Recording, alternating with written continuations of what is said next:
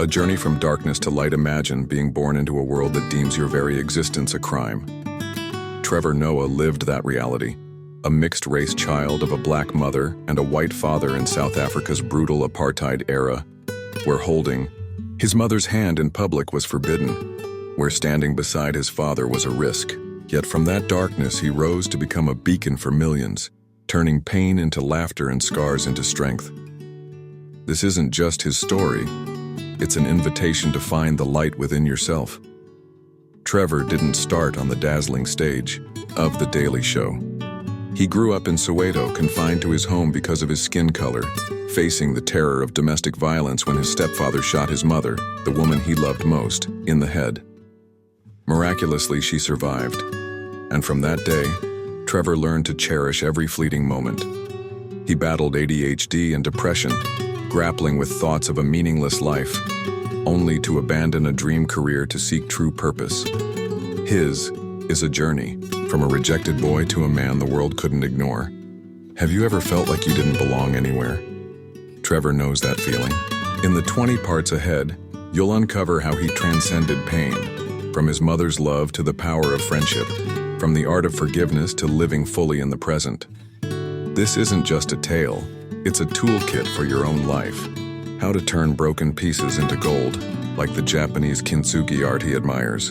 Each section is a small flame, illuminating the shadows of your soul, paired with practical steps to apply his lessons. Get ready. This journey will stir you, making you laugh, cry, and face yourself. From South Africa's darkest days to America's brightest stages, Trevor will guide you step by step, starting with Born a Crime. Can you find strength in your own wounds? I believe you can. Question for you. What in Trevor's story resonates with you most? Share your thoughts and join me for the next part, where his superhuman mother, Patricia, takes the stage.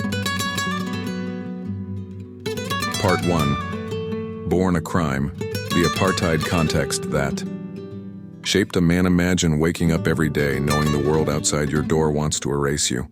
Not because of anything you've done, but because of who you are, because of the blood running through your veins. Trevor Noah didn't just imagine this, he lived it.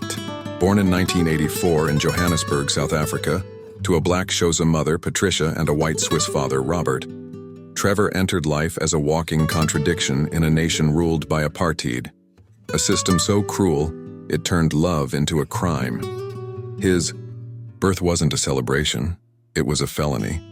In the eyes of the law, he was illegal, a living testament to a forbidden union. How do you grow up when your existence is a secret society demands you hide?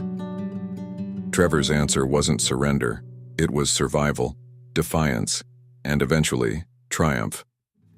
Apartheid wasn't just segregation, it was a machine of oppression, meticulously engineered to crush the spirit of anyone who didn't fit its rigid racial mold. By the time Trevor was born, this system, rooted in Dutch colonial policies and refined with chilling precision by the National Party since 1948, had divided South Africa into a hierarchy of color. Whites at the top, blacks at the bottom, and coloreds, mixed-race individuals caught in a liminal purgatory. Interracial relationships were outlawed under the Immorality Act, punishable by imprisonment. Trevor's parents risked everything to bring him into the world, and from his first breath he carried the weight of their courage and their danger. I was born a crime, Trevor writes in his memoir, a phrase that cuts like a blade through the heart of his childhood. He couldn't walk the streets with both parents. When out with his mother, she'd disguise herself as a maid or nanny, pretending to be his caretaker rather than his mother, a humiliating charade to shield him from police who might snatch him away. With his father, contact was clandestine, confined to private spaces where prying eyes couldn't judge. I didn't know my world was strange, Trevor recalls in the interview. A child's reality is defined by their parents. His mother and grandmother crafted a cocoon of normalcy around him, but beyond those walls lurked a society that saw him as a threat. Picture this: a little boy, light-skinned with curly hair, locked indoors by his grandmother in Soweto, a black township where his complexion marked him as an anomaly. She was terrified the police were going to take me away, he explains. He'd sneak out, digging holes under gates to play with other kids, but those fleeting escapes couldn't erase the truth. He didn't belong. Not fully black, not white, not even neatly colored by apartheid's twisted standards. South Africa's racial dynamics were a labyrinth, and Trevor was a puzzle piece that didn't fit. "I didn't see many people like me," he says, a quiet admission of isolation that echoes through his early years. But isolation wasn't the whole story. Trevor's childhood was a paradox, painful yet vibrant, oppressive yet formative.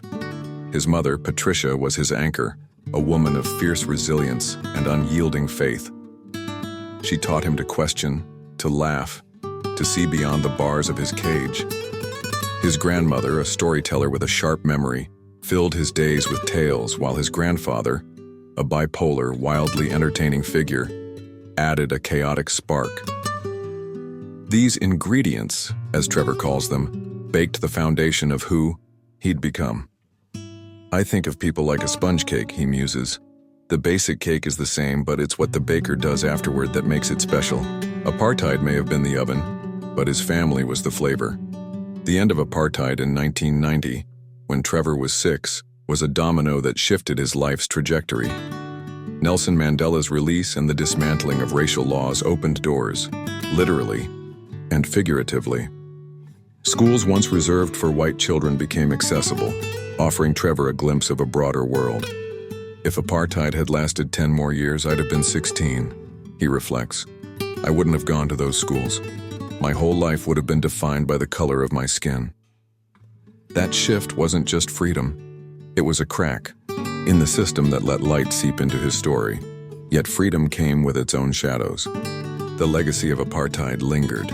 Poverty, violence, and a fractured society where Trevor still felt like an outsider. His light skin set him apart in black communities, while his heritage barred him from white acceptance.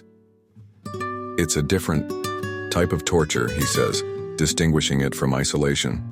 "You're not alone, but you're not one of them." This outsider status honed his perspective, sharpening the wit and empathy that would later define his comedy. He learned to observe, to adapt, to find humor in the absurdities of a world that couldn't categorize him. Science backs this resilience. Studies from the American Psychological Association show that adversity in childhood, like racial discrimination, can foster post-traumatic growth, where individuals develop heightened adaptability and emotional intelligence. Trevor's ability to navigate apartheid's chaos mirrors this. His spidey sense, as he calls it, emerged from hypervigilance, a survival tool forged in a hostile environment. But it came at a cost. Restless nights, a mind always on edge, a heart that couldn't fully trust the world's promises. So how did Trevor turn this crucible into a cornerstone? He leaned into what he could control: his voice, his humor, his connection to those who loved him. "My sense of humor might be the most important thing," he admits, though he's unsure of its exact origin, family, country, or sheer necessity. That uncertainty is part of his charm. He doesn't claim to have all the answers, inviting us to ponder our own. His mother's lessons, to question, to persevere, became his shield. Her survival of apartheid's brutality, and later a bullet, taught him that life isn't about avoiding pain but rising through it. This is your takeaway. You don't have to be defined by the world's rejection. Trevor didn't. He took the raw materials of his life, fear, exclusion, love, and built something extraordinary. You can too. Start small. Reflect on a time you felt out of place. What strengths did it reveal in you? Write it down. That's your first step to reclaiming your narrative, just as Trevor did. His story doesn't end in Soweto. It's just the beginning. The next domino, his mother's unshakable spirit, will show you how love can defy even the darkest odds.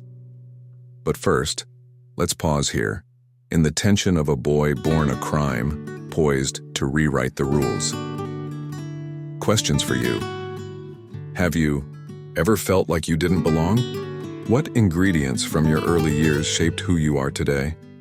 Share your thoughts and let's meet Patricia, the woman who turned Trevor's pain into power, in the next part, Part 2, The Superhuman Mother, Patricia and the Power of Love. What if the person who gave you life also gave you the strength to face a world that wanted to break you? Imagine a woman so fierce that a bullet through her skull couldn't silence her, so steadfast that she turned a child born a crime into a man who conquered stages. That's Patricia Noah, Trevor Noah's mother, his rock, his teacher, his miracle. She wasn't just a parent, she was a force of nature, a superhuman whose love didn't merely shield her son from apartheid's brutality. It forged him into the person millions adore today.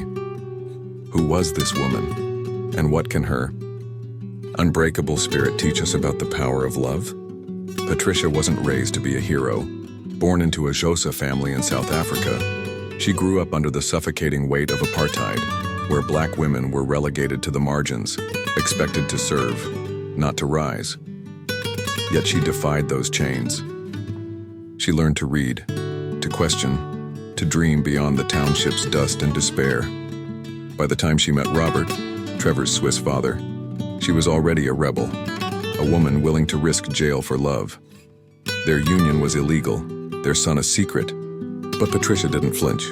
She didn't know she wasn't legally allowed to have me, Trevor recalls in the interview, a testament to her audacity. She shaped his reality so he wouldn't feel the sting of that illegality, turning a hostile world into a home. Picture this. A young Trevor trapped indoors by apartheid's rules, watching his mother navigate a society that scorned her. She'd dress as a maid to walk with him, a disguise that hid her motherhood but not her pride. She'd act like she was my caretaker, Trevor says, so nobody would suspect. It was a lie born of necessity, but beneath it pulsed a truth. Patricia would do anything to protect him. She worked tirelessly, leaving him with his grandmother in Soweto, where he'd dig under gates for freedom, only to be pulled back by her fierce love. She wasn't just surviving, she was strategizing, building a life for her son against all odds. Then came the darkness that nearly shattered everything. When Trevor was in his mid-20s, his stepfather, Abel, a man whose charm masked a violent streak, shot Patricia point-blank in the head. I knew exactly who did it, Trevor says, his voice heavy with the memory. He got the call from his younger brother, rushed to the hospital and braced for the worst. I grieved her as if she was gone, he admits. I cried because it was over. But Patricia defied death. The bullet tore through her skull, missing her brain and spinal cord by millimeters, exiting through her nose. The doctor said it was a miracle, Trevor recounts, while Patricia, ever faithful, declared, "Of course it's a miracle. My Lord protects me." From that day, Trevor's hugs grew tighter, his gratitude deeper. Every time I hold her, it's like it's the last time, he says, a raw confession of love reborn from near loss. Patricia's resilience wasn't just physical, it was spiritual, emotional, unyielding. Her faith, rooted in Christianity, was her superpower. Her religion powered her through, Trevor explains. She never despaired. Even after years of abuse from Abel, she didn't break. She didn't need Trevor to cheer her up. Her belief in God lifted her above the chaos. This wasn't blind devotion, it was a lifeline. Research from the National Institutes of Health, NIH, shows that faith can bolster resilience, reducing stress hormones like cortisol in the face of trauma. Patricia lived this science, her prayers a shield against a world that tried to crush her, but she wasn't perfect, and Trevor doesn't pretend she was. She's a flawed human being, he admits. There are wounds she's inflicted on me that I need to deal with. This honesty cuts through the myth of the infallible mother, revealing a woman who loved fiercely, but stumbled too.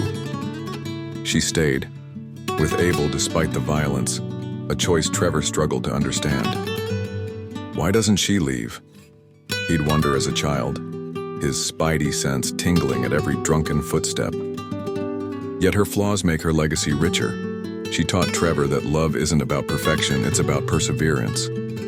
She'd say, "Be better than me," he recalls, a challenge he carries forward. Patricia's influence on Trevor is undeniable. She gave him his humor, his skepticism, his courage. She taught me to question, he says, a gift that fueled his comedy and his survival. When apartheid ended, she pushed him into integrated schools, broadening his horizons. When he reunited with his father years later, her advice, "Don't take for granted the answers a person can hold," guided him. Even now they share quiet moments, driving to buy chickens, gardening together, where her presence reminds him of life's fragility. If that was my last call with her, Trevor imagines, it'd be, "I love you, thank you, thank you." Her survival reshaped his lens. Every day with her is a borrowed miracle. Science underscores this bond's power.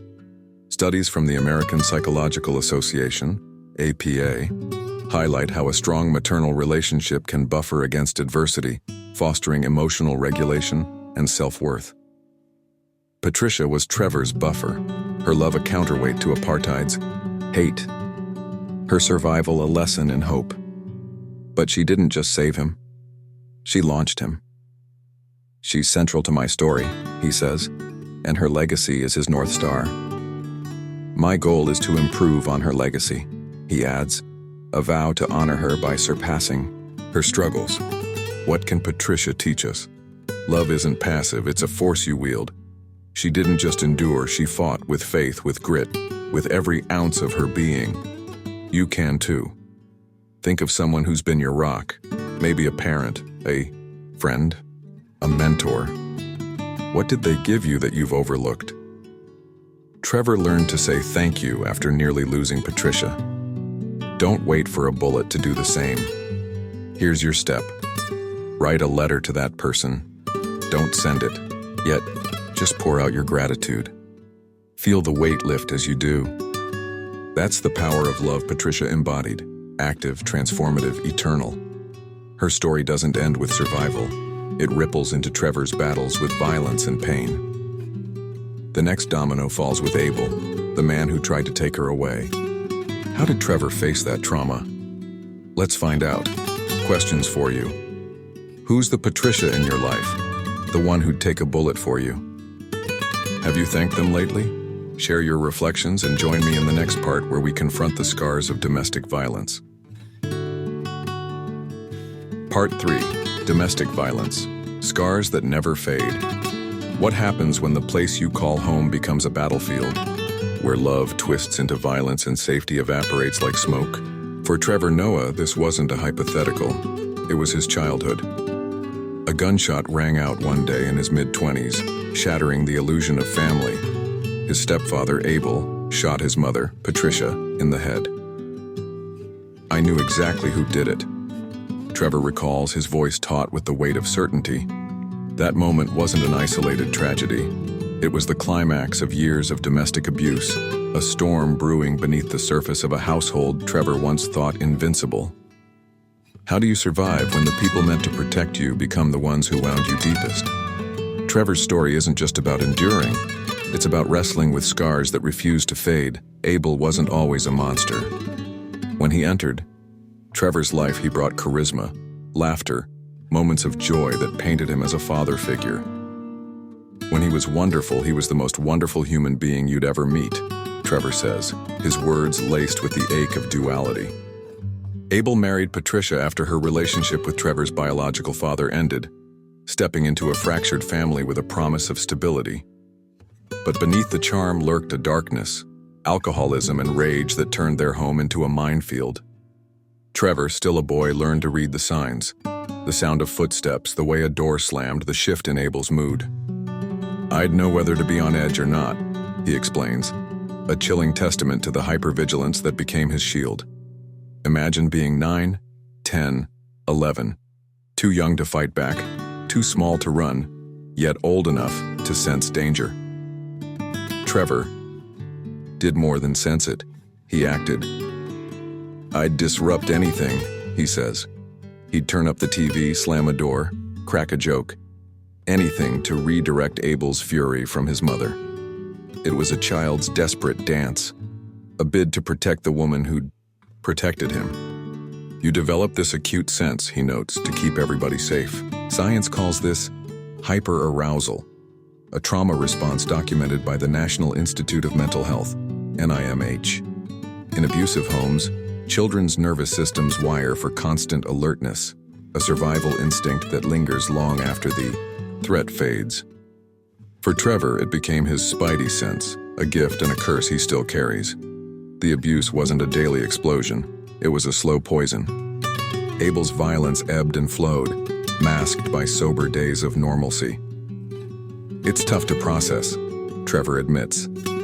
Love, violence, domestic abuse, these are things I don't think anyone fully comprehends. As a child, he saw his parents as gods. Patricia the president, Abel her volatile deputy.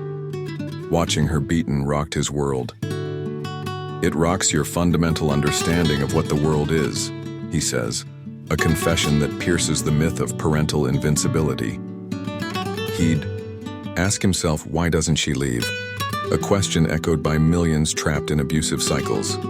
Studies from the American Psychological Association, APA, reveal that fear, financial dependence, and hope for change often chain victims to their abusers.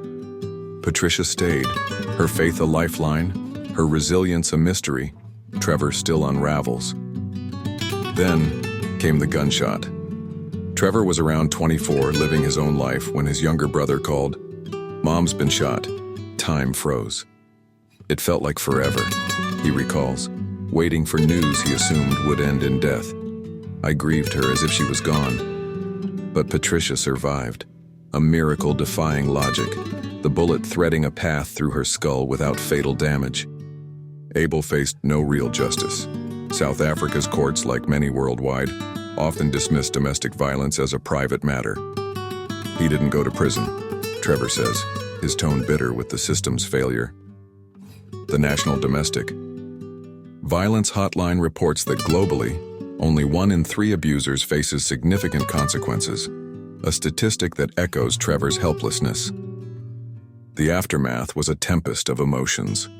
Fear of Abel's lingering threat. Rage at the man, at himself, at a world that normalized it. Shame for not stopping it. I was saying to the family, "This guy's not a good man." Trevor remembers a child's warning ignored. Therapy later helped him name these feelings, but they didn't vanish. "There's always something still on me," he admits. "I'm always trying to chip away at what's callous, what's too soft." The APA notes that childhood exposure to domestic violence doubles the risk of anxiety, depression, and PTSD, scars Trevor knows well. His comedy, his success, his warmth, they're all built atop this wound. Yet Abel wasn't one-dimensional. "I laughed with this man most of my life," Trevor says, grappling with the paradox. This complexity mirrors what psychologists call trauma bonding, where victims and their children form attachments to abusers through shared highs and lows. It took me a while to consolidate those ideas, he reflects, how someone who brought you joy could bring you the most pain. Forgiveness became his battleground. "My mom would say, 'You learn to forgive,'" he recalls. "It's letting go of what they hold over you." He's not fully there. "I think in moments, yes," he hedges. But he feels pity for Abel, a man broken by his own demons. Research from the Journal of Family Violence suggests forgiveness can reduce anger's toll, though it's a jagged path Trevor still walks. What's the cost of this gift?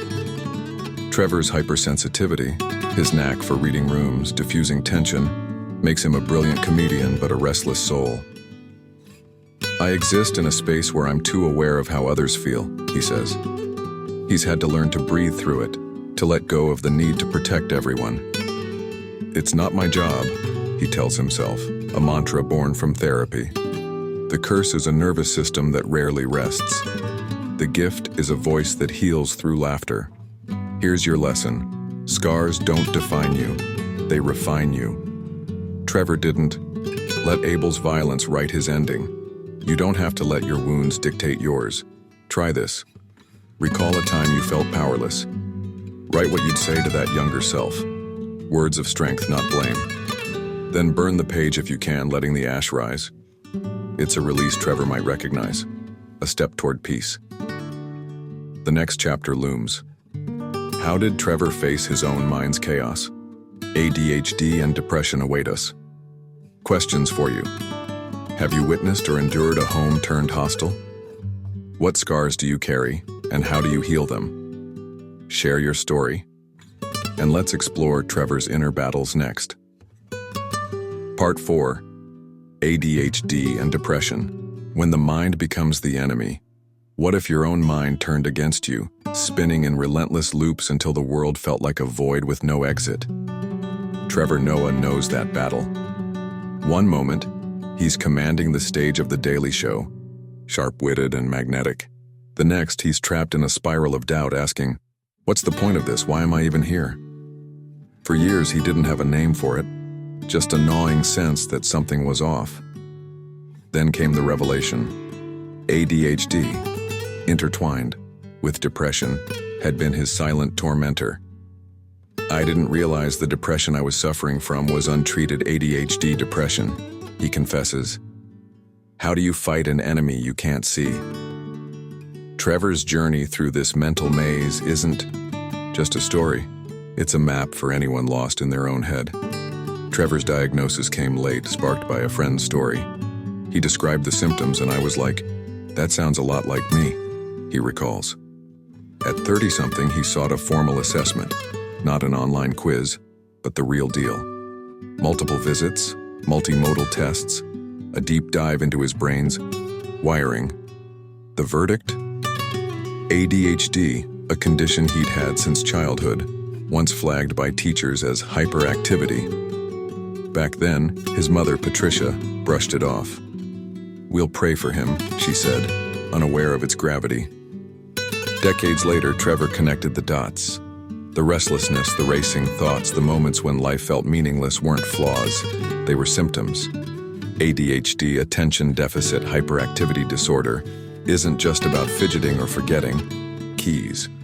The National Institute of Mental Health, NIMH, defines it as a neurodevelopmental disorder marked by inattention, impulsivity, or hyperactivity that disrupts daily life. For Trevor, it was all three, but with a twist. His mind could hyperfocus on the wrong things. "I'd have an inability to choose where to place my focus," he explains. A car engine revving outside could hijack a conversation, or a single thought, like the futility of routine, could loop endlessly. "I'd get stuck," he says, I go to work tomorrow, then the next day, then it's weeks and weekends forever, then I'm 90, then I'm dead. What's the point?" That's where depression crept in, a shadow feeding on ADHD's chaos. Picture this. Trevor, alone in his apartment, mid-career, spiraling. It felt like life was meaningless, he admits. "I'd think, I hate this. This sucks.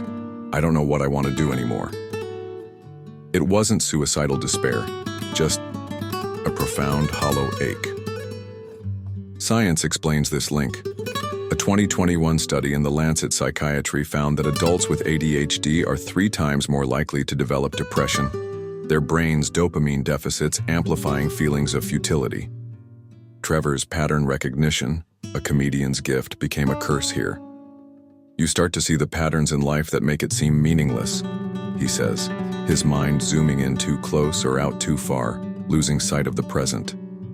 He likens it to a camera lens stuck on the wrong setting. If you zoom in too much, you can't see the object. Zoom out too wide, you can't either, he explains. "I'd get stuck in a zoom." One day, it's the minutia, a coffee cup's texture, obsessing him. The next, it's the cosmic. We're a blip, what are we doing here, on dragging him down. This wasn't laziness or lack of discipline, it was his brain's wiring, a storm he couldn't outrun.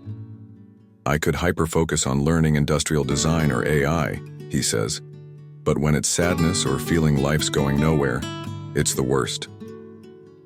The feedback loop was relentless. Meaninglessness bred depression, depression fueled more meaninglessness. Yet Trevor didn't surrender. Diagnosis was his first weapon. "Once I understood what was happening, I saw it as a lens," he says. He opted not to medicate long-term. "It didn't help my comedy. I need to be erratic." But sought coping tools instead. Therapy taught him to separate himself from his thoughts. I'm the observer, not the thoughts. Mindfulness became his anchor. Walk down the street and say what you see, he advises. That's a red door, a green roof, a pigeon on the gutter. It sounds simple, even silly, but it works, breaking the loop, grounding him in the bien. Now, a 2019 study in mindfulness confirms this. Present moment awareness reduces rumination in ADHD and depression, rewiring focus one breath at a time. He also learned to check his basics. Before you pontificate about life's meaning, ask, have you slept, eaten well, moved your body, breathed? He suggests. You'd be shocked how often you aren't feeling the same after. Fatigue, he found, was a trigger. Exhaustion, amplifying his spirals. The NIH backs this. Sleep deprivation heightens emotional dysregulation in ADHD, a vicious cycle Trevor broke with self-awareness. I'd feel hopeless, he says. Then think, if it ends tomorrow, what would I do today? His answers, tell a bold joke, throw a party, lit a spark. The smile it brings me realizes that's what I should be doing, he says, turning despair into defiance. Did he ever feel truly hopeless? Not suicidal, just lost, he clarifies. I'd go, what is this life thing? But his humor, his mother's resilience, his refusal to quit, pulled him back. Sometimes I'd imagine running through the street screaming, he laughs, and it'd show me what I'm not doing for myself. That's the gift and his curse. ADHD's chaos fuels his creativity. Depression's depth sharpens his empathy. I don't take medication, he notes, because I live a life where I don't have to be in an office at a set time. Not everyone has that luxury, but his tools, awareness, presence, choice, translate anywhere. This isn't a tidy victory. I'm a little worried now in society, he cautions. We flatten these words. Everyone's got ADHD, everyone's depressed. He's right. The CDC estimates 6.1 million US children have ADHD, but self-diagnosis via TikTok muddies the waters. Trevor's journey reminds us, these are real, complex battles, not trendy labels. His depression wasn't a phase. It was a shadow of his ADHD, a foe he's still learning to face. It's a joyous challenge, he calls it, feeling, not just thinking his way through. Your takeaway? Your mind isn't your master, it's your mirror. Trevor tamed his by naming it, grounding it, laughing at it. You can too. Try this. Next, time your spiraling, pause. List 5 things you see, out loud. A blue chair, a cracked mug, a flickering light. Feel your feet on the floor. Breathe. It's not a cure, but a crack in the storm. Trevor found purpose beyond the void. You can find your foothold too.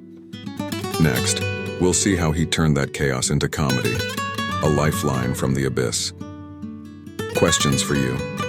Have you ever felt your mind trap you in a loop? What pulls you out, or could? Share your experience and let's discover how Trevor's laughter became his salvation in the next part. Part 5, Laughter as Medicine, the journey to becoming a comedian. What if the only way to outrun your demons was to make them laugh? Trevor Noah didn't just survive a childhood shadowed by apartheid, domestic violence, and a restless mind. He turned those jagged edges into a weapon, humor. From a boy dodging threats in Soweto to a man commanding the stage of The Daily Show, his journey to comedy wasn't a fluke, it was a lifeline. My sense of humor might be the most important thing, he says, a quiet nod to the alchemy that saved him. When death threats rained down and despair loomed, Trevor didn't break. He cracked jokes. How did he do it, and what can his laughter teach us about healing our own wounds? Comedy wasn't Trevor's birthright. It was his rebellion. Growing up in South Africa, where apartheid's end in 1990 opened new doors, he was still an outsider. Too light for black spaces, too mixed for white ones. I didn't fit, he recalls, a truth that fueled his observer's eye. His mother, Patricia, gave him the spark, her wit, her defiance, while his chaotic grandfather and storytelling grandmother stoked it. Where does it come from? he wonders. My family, my country, the schools I went to? He doesn't pin it down, but the mix was potent. A child's need to deflect pain, sharpened by a world that didn't welcome him. His first steps into comedy weren't glamorous. Arriving in America to chase the dream, he faced a wall of rejection. It was absolutely terrible, he says. People would be like, "Go back to where you came from." Death threats. It was really hard. Imagine pouring your soul into a mic, only to hear hate echo back. Most would quit. Trevor didn't. I persevered. He states simply, a grit forged in Soweto's shadows. He'd gig late, crash at 9 p.m., work until midnight, and be back at the office by 7 a.m., a relentless cycle that turned raw talent into polished craft. By the time The Daily Show tapped him in 2015, he'd honed a voice that could cut through noise. Funny, incisive, human. But comedy wasn't just a career. It was medicine. Trevor's ADHD and depression, unpacked in therapy, found an outlet on stage. I need to be erratic and unfocused when I'm doing comedy, he explains, rejecting medication that dulled his edge. His spidey sense, that hypervigilance from Abel's abuse, became a superpower here. I can feel energy, he says. I'll tell you when to leave a party before a fight breaks out. On stage, it let him read crowds, pivot fast, turn tension into laughter. A 2018 study in Humor Journal backs this. Comedy thrives on pattern recognition and quick shifts. ADHD traits Trevor wielded like a blade. Take his mother's shooting. A bullet through Patricia's head could have silenced him. Instead, he mined it for meaning. I'd imagine telling that joke I've been terrified to tell, he says, picturing a defiant last act if life ended tomorrow.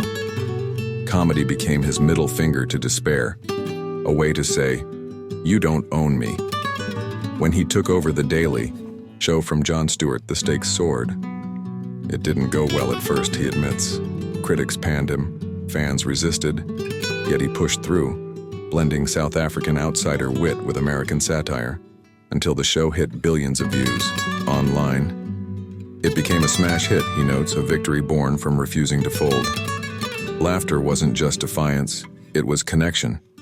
We're experiencing a generation of men who are isolated, Trevor observes, not practiced in the art of connecting. Comedy bridged that gap. On stage, he'd weave tales of apartheid, Abel, his mother's miracles, raw truths that made audiences laugh, then think. It's probably why I'm a good comedian, he muses, tying it to his hypersensitivity. Science agrees.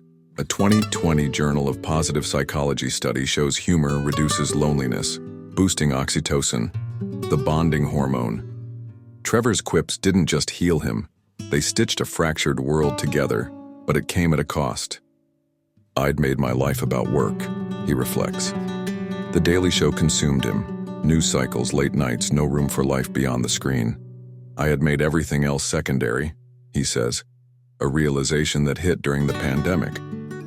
Comedy saved him, but it also trapped him, until he chose to walk away.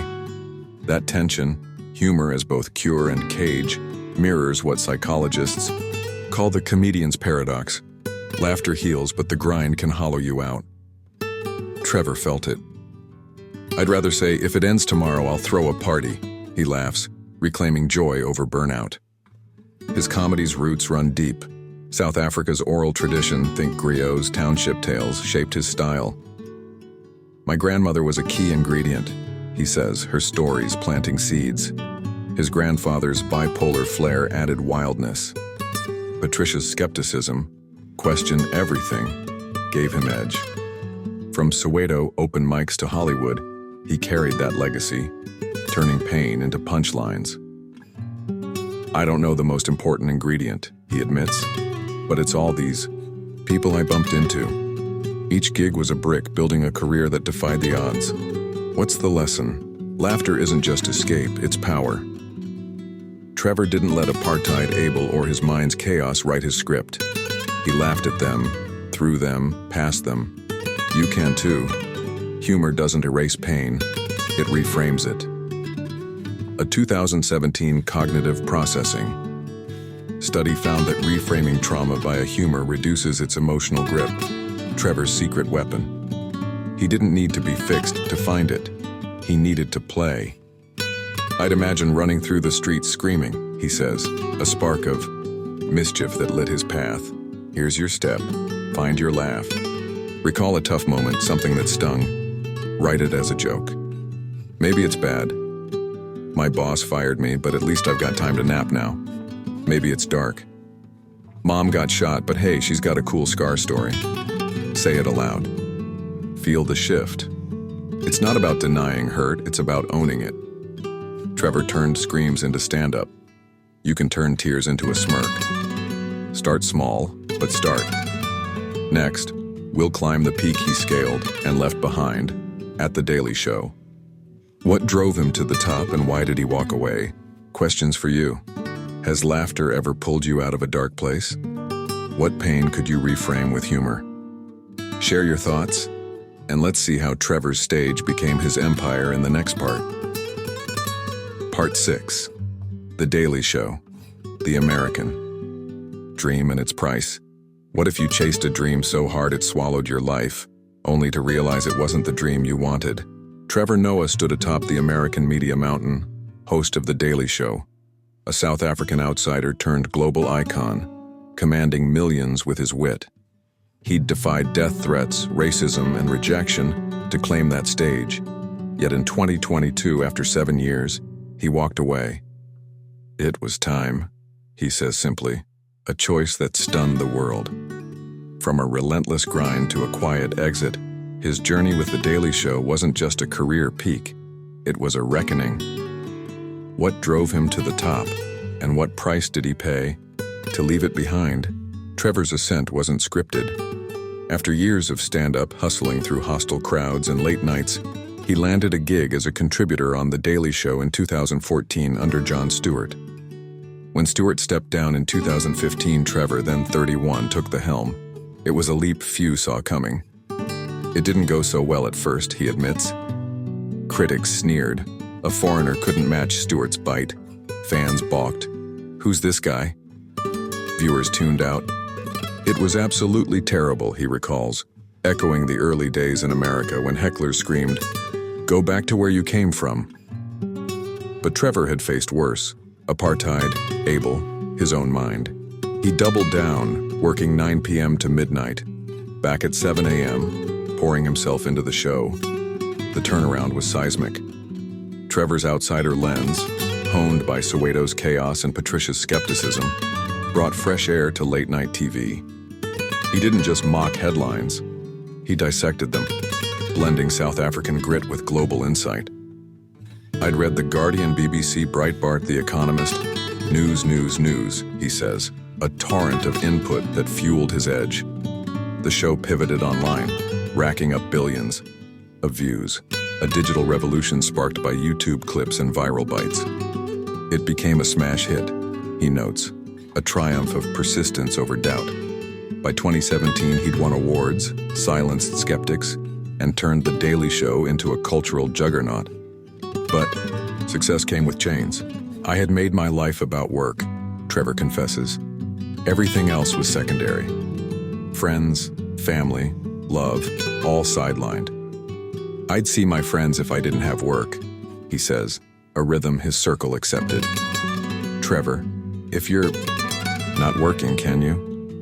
The show was all-consuming, a beast demanding every ounce of him. I'd barely read a fiction book in years, just news, he laments, his mind a sponge for facts, not stories. Psychology calls this workaholism.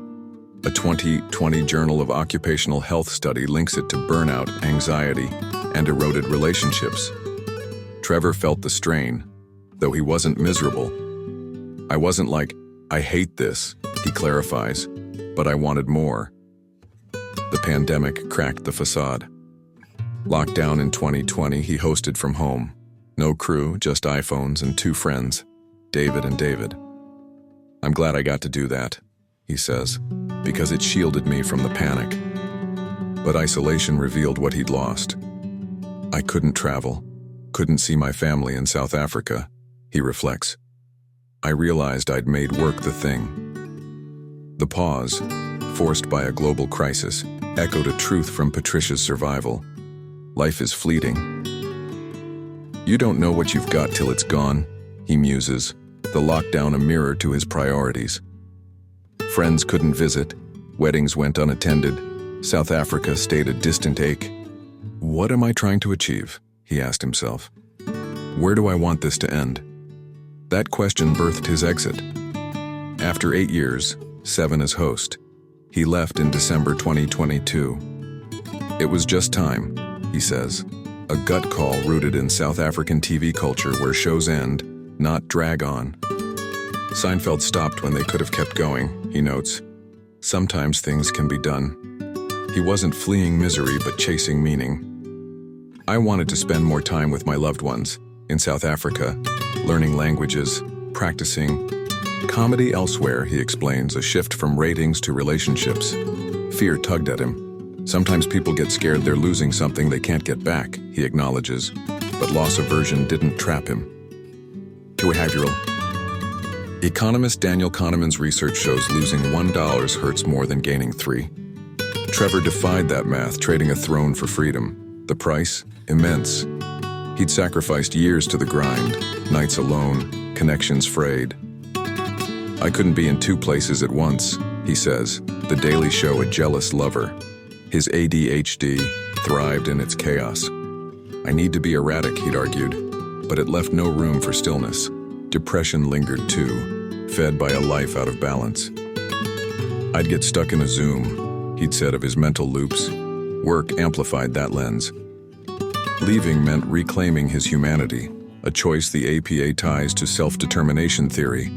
Autonomy boosts well-being. I relearned politics isn't binary, he adds, freed from the show's red-blue trap to see nuance again.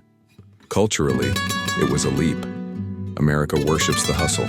Quitters don't win. South Africa taught him endings aren't failure, they're cycles. TV shows end, he says, a contrast to US marathons like The Simpsons. His exit baffled fans. Why ditch a golden ticket? I wasn't miserable, he insists, but I wanted more. More life, more laughter outside the studio.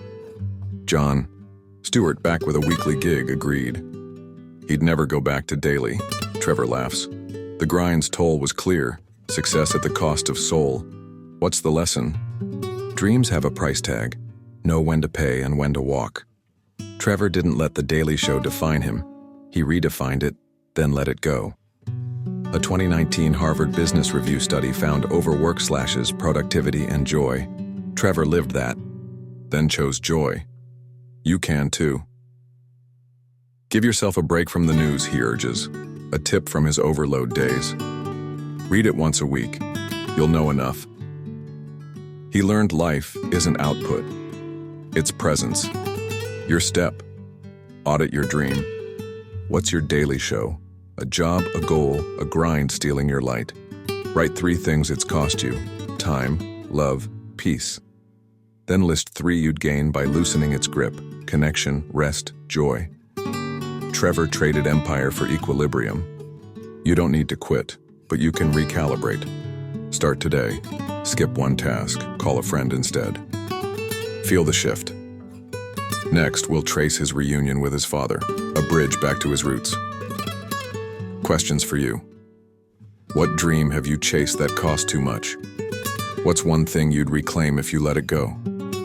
Share your reflections, and let's see how Trevor found his father and himself in the next part.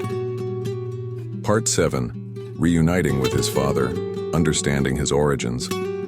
What if the missing piece of your story lived half a world away, a stranger tied to you by blood but separated by time? For Trevor Noah, that piece was his father, Robert, a white Swiss man he barely knew, a ghost from his apartheid-shadowed childhood. At 24 or 25, after years of absence, Trevor sought him out, driven by a whisper from his mother, Patricia. Don't take for granted the answers a person can hold of you. It wasn't a reunion of tearful embraces or instant bonds. It was a fragile bridge, built on curiosity and courage. I was unsure, but I wasn't scared, he says. Why did he risk that step into the unknown? And what did he find in the man who helped create him? Robert wasn't a constant in Trevor's life. Born in 1984, Trevor was a secret, an illegal child of a black Xhosa mother and a white father under Apartheid's Immorality Act. Contact was rare, clandestine. I couldn't be with my father in public, Trevor recalls, their meetings confined to private corners, fleeting and fraught. When Patricia's path diverged, her faith clashing with Robert's lack thereof, their bond faded. She became very religious, and he was not at all, Trevor explains. By the time apartheid crumbled in 1990, Trevor was 6, and Robert was a memory, a Swiss silhouette against Soweto's dust. Years passed. Trevor grew, through violence, comedy, America, without his father's voice. I knew my dad loved me, he says, a child's faith unshaken by distance. But love wasn't presence. Patricia remarried Abel, whose abuse scarred their home, leaving Trevor to navigate boyhood with a mother's strength and a stepfather's shadow. Robert stayed a question mark, a half of his DNA Trevor couldn't touch. You are half of them, he reflects, and they are half of you. That pull of origins of identity simmered beneath his rise. Then in his mid-20s, Patricia's words lit the fuse. Reconnecting might unlock answers he didn't know he needed. The meeting wasn't cinematic, no swelling music, no grand speeches. I was unsure, Trevor admits, stepping into Robert's world, likely in Switzerland or South Africa, with a tangle of hope and doubt. Will we get along? Does he remember me? Does he like me? These weren't fears, but ripples of the unknown. He didn't crave validation. I assumed the love, he says, but something deeper. Choice. Sometimes you assume parents love you, but you're not sure they choose you, he muses. A quiet ache for intent over instinct. What he found wasn't a revelation, but a reflection. Pieces of himself in a man he'd lost. Robert wasn't a teacher with lessons to impart. I learned from him, but not lessons that were taught, lessons that were witnessed, Trevor says. He saw a man older than Patricia, weathered by life, yet anchored by community. He still has friends, he still has connections, Trevor notes, struck by Robert's web of relationships. In a world that prized romance or family ties, Robert's friendship stood out, a lesson in longevity. He showed me how wonderful that is, Trevor adds, a thread he'd weave into his own life. Psychology backs this. A 2019 Journal of Social and Personal Relationships study links strong friendships to resilience, a buffer Trevor craved after Abel's chaos. Seeing Robert was like peering into a mirror. Parts of myself I didn't know came from another person, Trevor says, a mix of fascination and frustration. Maybe his dry wit, his quiet resolve, his outsider's gaze, traits he'd chalked up to Soweto or Patricia, echoed Robert too. It's liberating, he reflects, to trace your roots beyond the obvious. Science agrees. A 2021 developmental psychology study shows reconnecting with estranged parents can clarify identity, easing internal conflict. For Trevor, it wasn't closure but context. A Swiss father's calm against a Xhosa mother's fire, blending into the man he'd become. Was it complicated? Definitely, he says, no hesitation. Distance had bred distance, emotional, not just geographic. I remember him as a boy, but does he remember me? Trevor wondered. Robert wasn't able, volatile and close. He was a stranger, steady, but far. I didn't think of it as does he love me, Trevor clarifies, but as choosing. That nuance of being wanted, not just birthed, mattered. Their bond didn't snap into place. It grew slowly, a fragile vine across years. It's fascinating and frustrating, he adds, a dance of discovery without a tidy bow.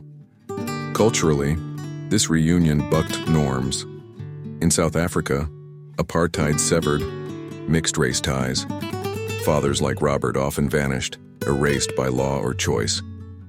Trevor's step bridged that gap, a quiet defiance of history.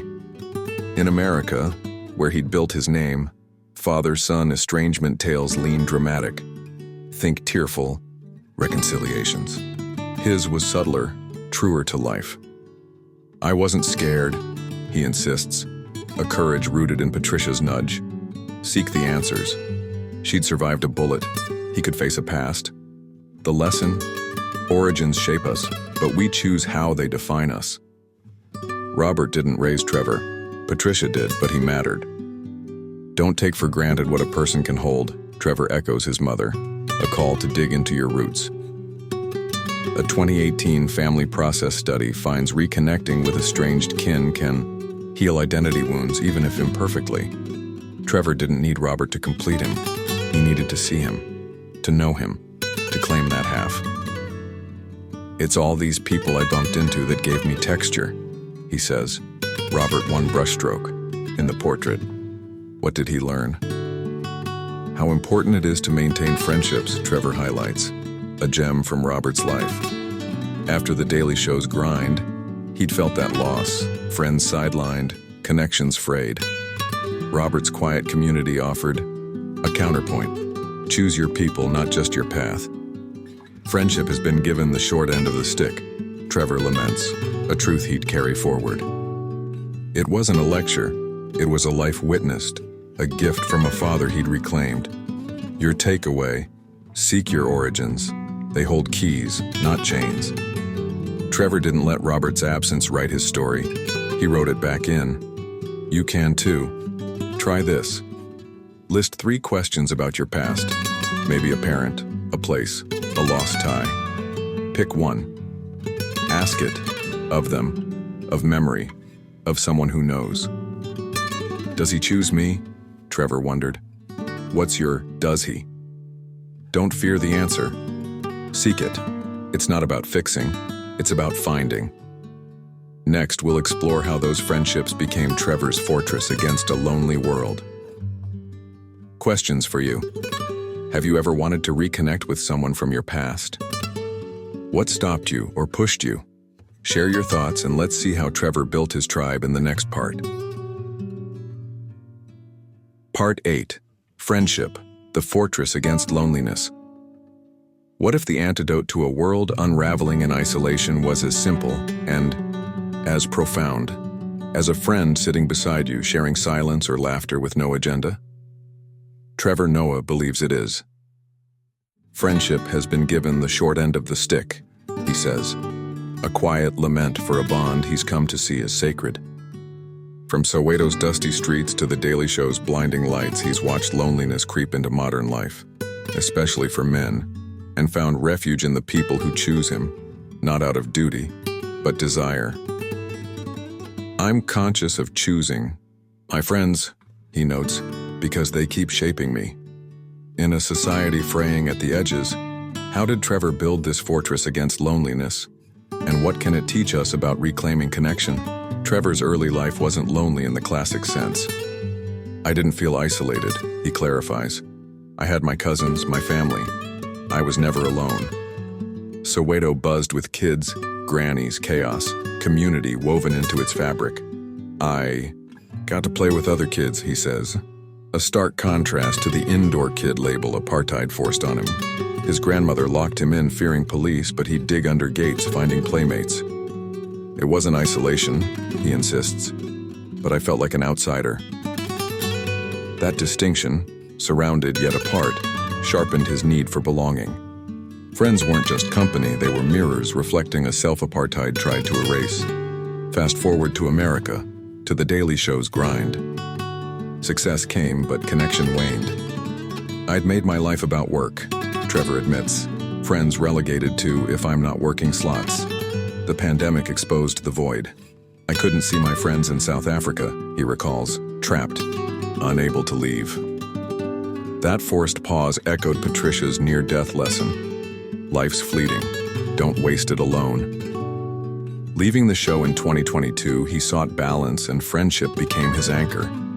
I wanted to spend more time with my loved ones, he says, a pivot from ratings to relationships. Robert, his father, crystallized this. Reuniting in his 20s, Trevor saw a man whose friendships endured into old age. He still has friends, community, Trevor marvels. He showed me how wonderful that is. In a world fixated on romance or family, Robert's quiet ties stood out, a lesson Trevor internalized. Friendship is one of the few relationships that don't rely on transaction, he reflects, a bond of pure choice. A 2021 American psychologist study backs this. Strong friendships boost mental health, reducing stress more than romantic ties in some cases. Trevor felt it. Friends weren't his burden, they were his ballast. But he sees a crisis brewing. I'm worried about young men, he says. How angry, how alone, how isolated they've become. He's not imagining it. The CDC reports U.S. male suicide rates triple women's, with loneliness a key driver. They've turned anger into a community, he warns, pointing to online echo chambers, hate tweets, rage forums, where negativity binds but doesn't heal.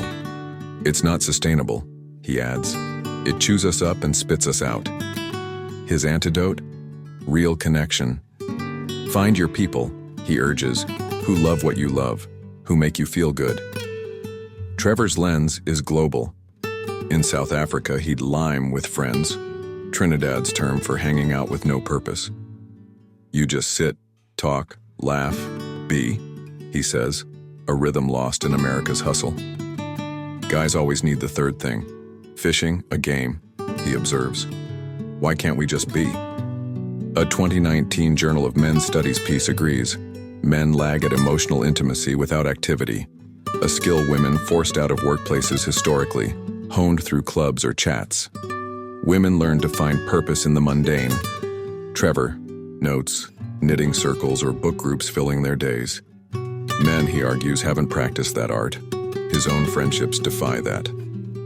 I'll be with friends and feel the conversation heat up, he says, his spidey sense tingling. Once he'd diffuse it, ADHD's chaos in action. Now he breathes, lets it play out. It's not my job to protect everyone, he's learned, a shift from Abel's shadow. Those bonds, chosen not forced, ground him. You'll be shocked at what finding that belonging can do, he promises, a truth he lives post-Daily Show. Studies echo this. A 2020 PLOS-1 meta-analysis found strong friend groups cut depression, risk by 20%, even boosting romantic ties by easing relational pressure. Culturally, Trevor's roots shine. South Africa's Ubuntu, I am because we are, frames his view. We're a continuation of our ancestors, he says, friends part of that legacy. America's individualism clashed with this. The Daily Show isolated him in its glare. Leaving it, he reclaimed community, not online hate, but real presence. It's magic, he insists, a fortress against a world where everything's become about money and transactions. Malls, once free hangouts, now demand wallets. Fortnite, movies, Ubers, all barriers to liming. What's the cost? Vulnerability. It comes with risk, he admits, like romance, but less scripted. Rejection stings, time stretches thin. Yet the reward, connection, trumps it. People who have a strong group of friends have better romantic relationships, he cites, nodding to research. His Daily Show years lacked that. Now he guards it. I encourage it, he evangelizes. Find your place. His fortress isn't perfect. ADHD scatters him, fame pulls, but it holds. Your lesson? Loneliness isn't fate. Friendship can break it. Trevor didn't let isolation win. He built a tribe. A 2018 British Journal of Psychology study shows even one deep connection slashes loneliness's toll. You don't need a crowd, just a spark. I'm conscious of choosing my friends, he says, a deliberate act. You can choose too. It's easily the most rewarding, he promises, a lifeline he's thrown himself. Here's your step. Reach out. Pick one person, old friend, new acquaintance. Text them, hey, wanna hang out? No plan, just us. No third thing, just sit, talk, laugh, or don't. Feel the weight lift. Trevor found magic in that simplicity. You might too. Start small, but start now. Next, we'll dive into that crisis he fears, men adrift in a disconnected age. Questions for you. Who's your lime buddy? The one you could just be with? What stops you from reaching out? Share your thoughts, and let's explore Trevor's take on modern men in the next part. Part 9. Modern Men, the loneliness of a new age. What if the strongest among us are quietly crumbling, lost in a world that no longer tells them who to be? Trevor Noah sees it. A generation of men adrift, angry, alone, their isolation hardening into a silent epidemic. One of the big things I've been worried about recently is young men, he says. How angry they've become, how isolated, how they've turned that into a community. From Soweto's tight-knit streets to America's sprawling stages, he's watched connection fray, especially for men, and it haunts him. We're not practiced in the art of connecting, he warns. Why are men drowning in this new age, and how can Trevor's lens help us pull them back to shore? Trevor's no stranger to struggle, apartheid, able, his own mind, but he wasn't alone. I didn't feel isolated, he insists, recalling Soweto's bustle, cousins, kids, grannies. I was an outsider, not alone, he clarifies, a nuance that kept him tethered. Today's men, he fears, lack that thread. I can empathize with a lot of it, he says, eyeing stats that chill. The CDC reports U.S. male suicide rates at 36 per 100,000 in 2021. Quadruple women's. Depression, purposelessness, loneliness, they're not buzzwords, they're body counts. The stats on young men are shocking, he nods, a quiet alarm in his voice. What's changed? Trevor traces it to history's waves. There was a generation given purpose by war, he notes. World Wars, Vietnam, men were drafted told, your country needs you. Even dissenters had a cause, peace, protest. You had a purpose and it propelled nations, he says. Post-1945, peace settled, relative, uneven, but drafts faded.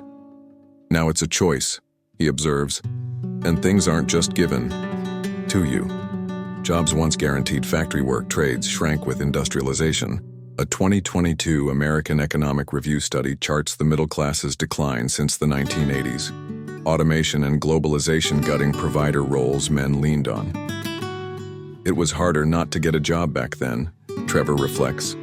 Now it's harder to get one. Gender shifts compounded.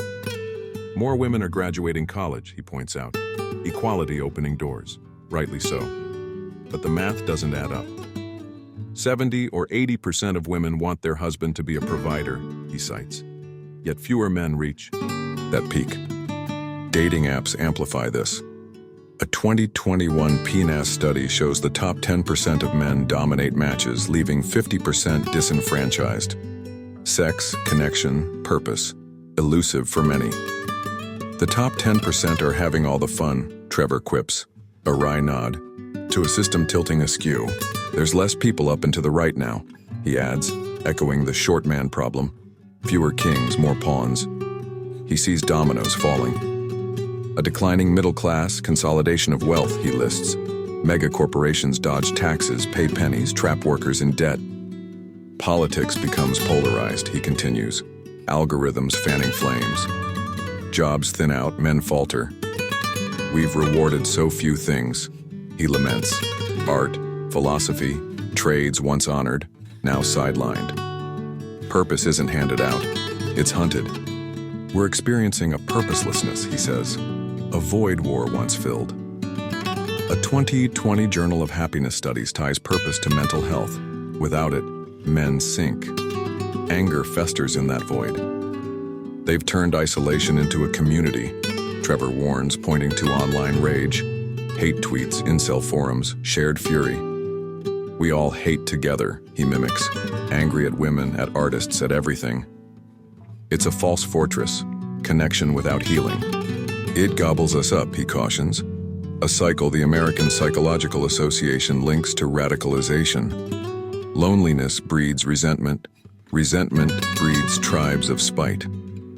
Trevor's seen it. South Africa's post-apartheid fractures taught him rage doesn't build, it burns. Why men? We're not good at just being, he says. Women, historically sidelined, mastered connection, book clubs, knitting, chats. They found purpose in the mundane, he notes, a skill men skipped. Guys need the third thing, fishing, a game, he laughs. What's happening in your heart? A question men dodge. A 2019 Men and Masculinity study finds men's friendships lean instrumental, task-based, not emotional, leaving them unpracticed at vulnerability. When was the last time a male friend said, "You hurt me"? Trevor asks, a gut punch. We'd rather punch you in the head. His antidote? Presence. Find your people, he urges, who love what you love. In South Africa, he'd lime Trinidad's art of doing nothing together. You just sit, talk, be, he says, a balm lost in America's transactional grind. Everything's about money now, he sighs. Fortnite, Ubers, movies, all gatekeepers to connection. When I was young, we'd hang at the mall, no cost, he recalls. A 2021 Social Forces study agrees. Free public spaces, parks, malls, foster bonds. Their decline isolates. Trevor's fortress is deliberate. I choose my friends because they shape me. Science backs him. A 2020 PLOS-1 meta-analysis shows strong friendships cut depression by 20%, even easing romantic strain. People with friends have better relationships, he cites, a truth his Daily Show years lacked. I was alone too much, he told his interviewer, a habit he's breaking. It's magic, he promises, that spark of belonging. You'll be shocked at what it can do. His ADHD scatters him. Fame pulls, but friends ground him. Chosen, not forced. The cost? Risk. It's like romance, he admits. Rejection looms, time stretches thin. Men fear it. What's wrong with you? They'd scoff at what's in your heart. Yet Trevor pushes. It's the most rewarding. He evangelizes a lesson from Robert's enduring ties. Find your place, he insists, not in hate but joy. South Africa's Ubuntu, I am because we are, guides him. America's individualism lost him. He's rebuilding, post-show, one lime at a time. Your lesson? You're not doomed to drift. Connection's a choice. Trevor didn't. Let loneliness win. He hunted belonging. A 2018 Journal of Social Issues study shows one deep tie halves isolation's sting. I can relate to some of it, he says of men's pain, but he fought back. You can too.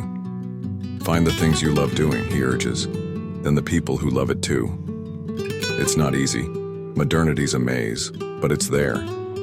Here's your step. Name your joy. What lights you up? Music, games, stories? Write it down. Then find one person who gets it. Online, at work, anywhere. Message them. Hey, love this too? Let's talk. No stakes, just a spark. Trevor turned outsider into ally. You can turn alone into alive. Start now. Next, we'll face his hardest fight, forgiving the unforgivable. Questions for you. What's your lime? The thing you'd do with no purpose but joy. Who'd join you? Share your thoughts, and let's see how Trevor tackled forgiveness in the next part. Part 10. Forgiveness, letting go, or holding on. What if the person who hurt you most, the one who nearly stole everything, stood before you, unpunished, and you had to decide, forgive or burn? Trevor Noah faced that crucible when his stepfather, Abel, shot his mother, Patricia, in the head point blank. Trevor didn't just lose safety, he lost a piece of his world. I knew exactly who did it, he recalls, the call from his brother, a dagger through time. Abel walked free, south, Africa's courts shrugging at domestic violence, leaving Trevor with a wound and a choice. My mom would say, "You learn to forgive," he shares, "but I don't think I could ever." Can you release the one who broke you, or does letting go betray the pain? Trevor's wrestle with forgiveness isn't a tidy tale. It's a raw, jagged path we can walk too. Abel wasn't a cartoon villain.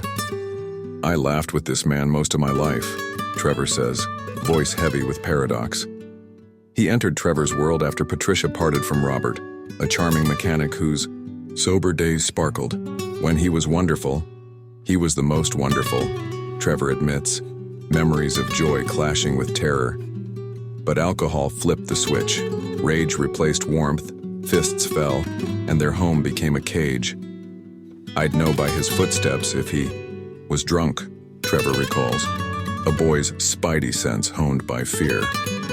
Then came the gunshot. Patricia's miracle survival didn't erase years of bruises or that final act. It happened, Trevor says. I thought it would, but not like this. The aftermath was chaos.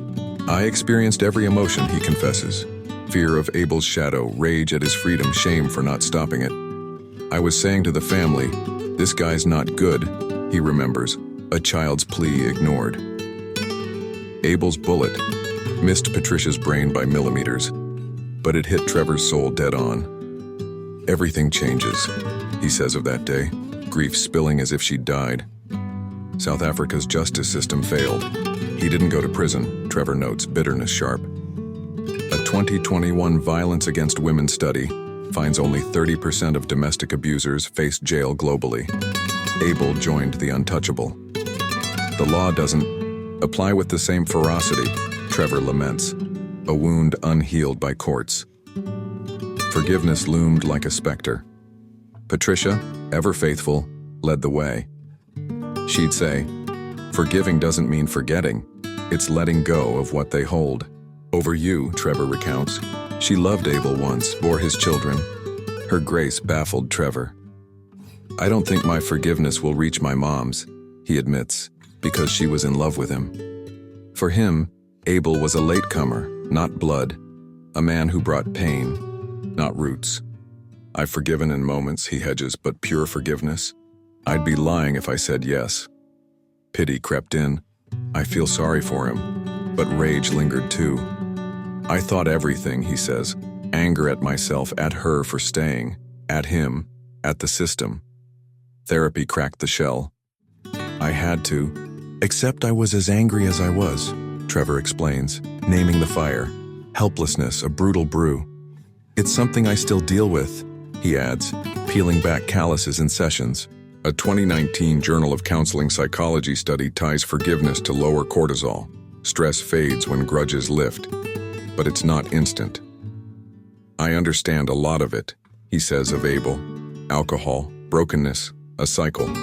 South Africa's domestic violence stats: 1 in 4 women affected per a 2020 South African Medical Journal report frame Abel as symptom, not anomaly. Young boys who see this become abusers, Trevor warns, a vicious loop he dodged. I had to deal with that anger. He says lest it consume him. Philosophy shapes his stance.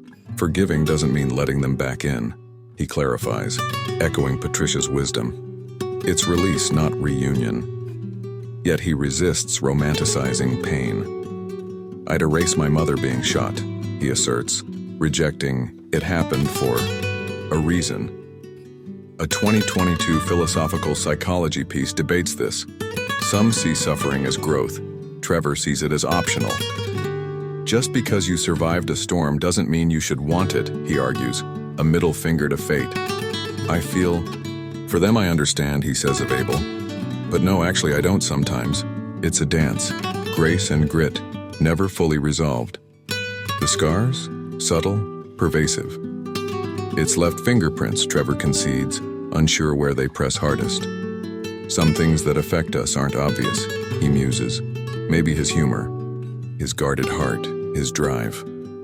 I'm very present with my loved ones, he says, a gift from near loss, but the spidey sense lingers. Too aware, too alert. A 2020 trauma, violence, and abuse study links childhood domestic violence to hypervigilance. Trevor's comedy thrives on it. His piece wrestles with it. I practice letting go, he says, breathing through tension, a skill honed over years. What's the cost? Anger and helplessness, he names, a duo that could have hardened him into what he hated.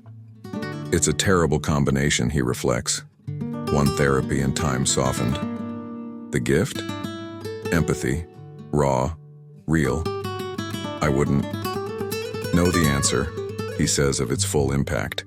A humility that invites us in. Forgiveness isn't his finish line, it's his process. I've learned to come to terms, he offers. Not a saint's absolution, but a survivor's truce. Patricia's path was hers, his is messier, human. Your lesson? Forgiveness isn't a gift you owe. It's a weight you can shed. Trevor didn't erase Abel's mark, but he loosened its grip. A 2018 Journal of Family Psychology study shows letting go cuts depression risk. Not for them, for you. It's not sustainable to hate together, he'd say of Rage's false tribes. You don't have to hug your enemy. You can release their hold. I understand, Trevor says. A step, not a leap. Here's your step. Face your Abel. Who's hurt you? Deeply. Unfairly? Write their name. Below it, list one thing you grasp. Why they did it. What broke them. Not to excuse, to see. Then write, I let this go for me. Rip it up. Feel the shift. Trevor's not done forgiving. You don't have to be. Start small. Release, not repair. Next, we'll explore how therapy lit his path through these shadows. Questions for you. Who's your Abel? The one you can't forgive. What's one step toward letting go? Share your thoughts and let's see how Trevor found clarity in therapy in the next part. Part 10. Forgiveness, letting go or holding on. What if the person who hurt you most, the one who nearly stole everything, stood before you unpunished, and you had to decide, forgive or burn? Trevor Noah faced that crucible. When his stepfather Abel shot his mother Patricia in the head, point blank, Trevor didn't just lose safety, he lost a piece of his world. I knew exactly who did it, he recalls. The call from his brother, a dagger through time. Abel walked free, South Africa's courts shrugging at domestic violence, leaving Trevor with a wound and a choice. My mom would say, you learn to forgive, he shares, but I don't think I could ever. Can you release the one who broke you, or does letting go betray the pain? Trevor's wrestle with forgiveness isn't a tidy tale. It's a raw, jagged path we can walk too. Abel wasn't a cartoon villain. I laughed with this man most of my life, Trevor says, voice heavy with paradox. He entered Trevor's world after Patricia parted from Robert, a charming mechanic whose sober days sparkled. When he was wonderful, he was the most wonderful, Trevor admits, memories of joy clashing with terror. But alcohol flipped the switch, rage replaced warmth, fists fell, and their home became a cage.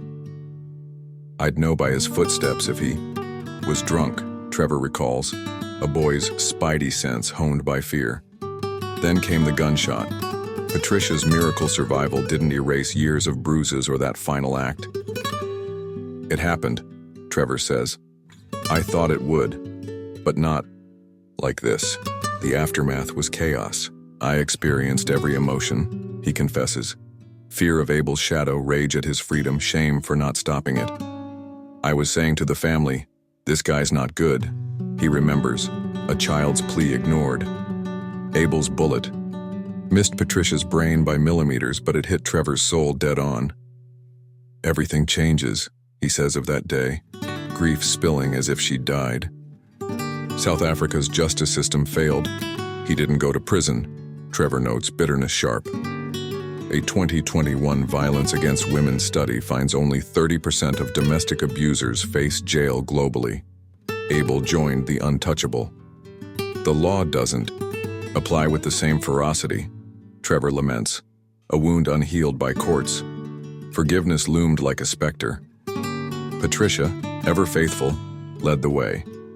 She'd say, forgiving doesn't mean forgetting. It's letting go of what they hold over you, Trevor recounts. She loved Abel once, bore his children. Her grace baffled Trevor. I don't think my forgiveness will reach my mom's, he admits, because she was in love with him. For him, Abel was a latecomer, not blood, a man who brought pain, not roots. I've forgiven in moments, he hedges, but pure forgiveness? I'd be lying if I said yes. Pity crept in. I feel sorry for him, but rage lingered too. I thought everything, he says, anger at myself, at her for staying, at him, at the system. Therapy cracked the shell. I had to accept I was as angry as I was, Trevor explains, naming the fire. Helplessness, a brutal brew. It's something I still deal with, he adds, peeling back calluses in sessions. A 2019 Journal of Counseling Psychology study ties forgiveness to lower cortisol. Stress fades when grudges lift. But it's not instant. I understand a lot of it, he says of Abel. Alcohol, brokenness, a cycle.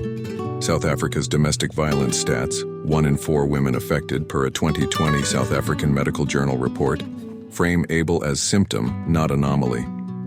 Young boys who see this become abusers, Trevor warns, a vicious loop he dodged. I had to deal with that anger, he says, lest it consume him. Philosophy shapes his stance. Forgiving doesn't mean letting them back in, he clarifies, echoing Patricia's wisdom. It's release, not reunion. Yet he resists romanticizing pain. I'd erase my mother being shot, he asserts, rejecting it happened for a reason. A 2022 philosophical psychology piece debates this. Some see suffering as growth. Trevor sees it as optional. Just because you survived a storm doesn't mean you should want it, he argues, a middle finger to fate. I feel for them. I understand, he says of Abel. But no, actually, I don't sometimes. It's a dance. Grace and grit, never fully resolved. The scars, subtle, pervasive.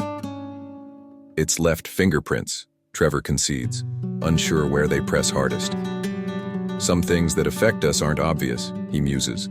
Maybe his humor, his guarded heart, his drive. I'm very present with my loved ones, he says, a gift from near loss. But the spidey sense lingers, too aware, too alert. A 2020 trauma, violence and abuse study links childhood domestic violence to hypervigilance. Trevor's comedy thrives on it. His piece wrestles with it. I practice letting go, he says, breathing through tension, a skill honed over years. What's the cost? Anger and helplessness, he names, a duo that could have hardened him into what he hated. It's a terrible combination, he reflects, one therapy and time softened. The gift? Empathy, raw, real. I wouldn't know the answer, he says, of its full impact, a humility that invites us in. Forgiveness isn't his finish line, it's his process. I've learned to come to terms, he offers, not a saint's absolution, but a survivor's truce. Patricia's path was hers. His is messier, human. Your lesson? Forgiveness isn't a gift you owe. It's a weight you can shed. Trevor didn't erase Abel's mark, but he loosened its grip. A 2018 Journal of Family Psychology study shows letting go cuts depression risk. Not for them, for you. It's not sustainable to hate together, he'd say of Rage's false tribes. You don't have to hug your enemy. You can release their hold. I understand, Trevor says, a step, not a leap. Here's your step. Face your Abel, who's hurt you, deeply, unfairly. Write their name. Below it, list one thing you grasp, why they did it, what broke them. Not to excuse, to see. Then write, I let this go for me. Rip it up. Feel the shift. Trevor's not done forgiving. You don't have to be. Start small. Release, not repair. Next, we'll explore how therapy lit his path through these shadows. Questions for you. Who's your Abel, the one you can't forgive? What's one step toward letting go? Share your thoughts and let's see how Trevor found clarity in therapy in the next part. Part 11. Therapy. Understanding the cracks of the soul. What if the bravest step you ever took was sitting across from a stranger, peeling back the layers of your soul to find the cracks you didn't know were there? Trevor Noah took that leap. Around 2014 or 2015, with The Daily Show looming and a lifetime of scars trailing him, he walked into therapy. Not broken, but curious. I fell in love with the idea that I could learn more about myself, he says, a spark that defied stigma. From apartheid's shadows to Abel's gunshot, from ADHD's chaos to depression's weight, he'd carried it all, laughing it off on stage, burying it off camera. Therapy didn't fix him, it revealed him. It's about understanding our cracks, he insists. How did this journey reshape Trevor, and what can it teach us about facing our own unseen wounds? Trevor wasn't dragged to therapy by despair. "I went because I wanted to learn," he explains, a choice born of wonder, not collapse. By his 30s, he'd read books, psychology, self-help, but they were broad, not personal. "None of it tells me about me," he realized. Therapy offered a mirror held by someone skilled to see beyond his wit. "It's like physical therapy," he compares, marveling at how a tweak in movement unlocks a body's potential. "You'd be shocked at how your neck hasn't been moving right," he says of the physical parallel, a revelation he craved for his mind. He wasn't broken, the psychotic break stereotype, but seeking clarity in a life layered with pain. The first session wasn't easy. Everyone said, "What's wrong with you?" he recalls, friends baffled by his choice. In 2015, therapy carried a heavier stigma, especially for men, doubly so for men of color. A 2021 American Psychological Association (APA) report notes, "Black men are half as likely to seek therapy as white men, tangled in cultural codes of strength and silence." Trevor faced it head-on. "I did an interview with a British newspaper," he shares, chuckling at the memory. The posh interviewer asked, "Why do you go?" When he said everyone could benefit, she scoffed, "I don't need it, just take it and move on." "The most British thing I've ever heard," he quips, but it stung. A world equating therapy with weakness. He pushed past it. "I've been outspoken about it," he says, owning the choice. His first plunge came around Abel's shadow. Years of violence, that gunshot, the unpunished aftermath. "It's something I still deal with in therapy today," he admits, chipping at calluses built from helplessness. "I had to accept I was as angry as I was," he reflects, naming rage he'd masked with laughs. Therapy didn't erase it, it lit it up. "I'm always trying to understand what's still on me," he adds. "What's hardened, what's too soft." A 2019 Journal of Counseling Psychology study shows therapy reduces suppressed anger's toll. Trevor felt that release, slow but real. ADHD and depression deepened the dive. Diagnosed in his 30s, he linked them in therapy. "I didn't realize the depression was untreated ADHD depression," he says, a breakthrough tying his spirals to a restless mind. "I'd get stuck in a Zoom," he explains. Life's futility, looping until it hollowed him. Therapists taught him to observe, not drown. "I'm the observer of my thoughts, not the thoughts," he learned, a mantra that broke the cycle. Mindfulness followed. "Walk down the street, say what you see, red door, green roof." A 2020 mindfulness study backs this. Present focus cuts rumination in ADHD and depression. "It's a joyous challenge," he calls it, shifting from thinking to feeling. Feeling was the hurdle. "I've always been good at breaking down situations analytically," he says. An outburst? This action repeated, I reached my breaking point. Therapy flipped the script. I limited how much I was saying the feeling, he realized. Sadness, resentment, hope. I felt sad, I felt mad, he started naming, tracing triggers to Abel, to isolation, to work's grind. Why does this make me feel when that doesn't? He probed, peeling layers. A 2021 emotion study ties emotional awareness to resilience. Trevor built that session by session, learning the feeling part, not just the thinking part. Stigma lingered. People think it's reserved for the broken, he says, a myth he dismantles. When you commiserate with friends, that's therapy, he argues. Bartenders, hairdressers, elders, all unofficial healers. In African cultures, you'd speak to the elders, he notes, a tradition apartheid couldn't kill. They've known you since you were a child, he adds, communal wisdom trumping Western labels. If I said, I speak to an elder, people'd say, that's good, he laughs. But therapy? What's wrong? He reframes it. It's not saying you're broken, it's understanding your cracks. The cracks ran deep. Abel's violence left hypervigilance. I jump in to diffuse, he recalls, a child's reflex therapy unwound. I practice breathing through it, he says, letting friends clash without fixing. Patricia's survival, her miracle, left gratitude but also wounds. She's inflicted some I need to deal with, he admits. Her flaws as real as her strength. ADHD's loops, depression's void. Therapy mapped them. I understood them theoretically, he says, but feeling them was the challenge. A 2018 psychotherapy study shows this shift.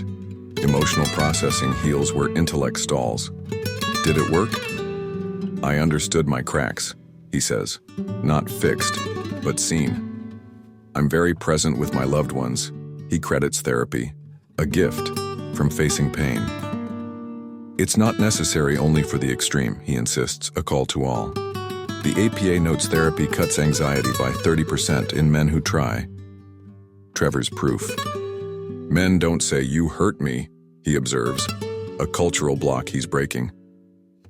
Hey, that hurt, he imagines, a vulnerability therapy unlocked.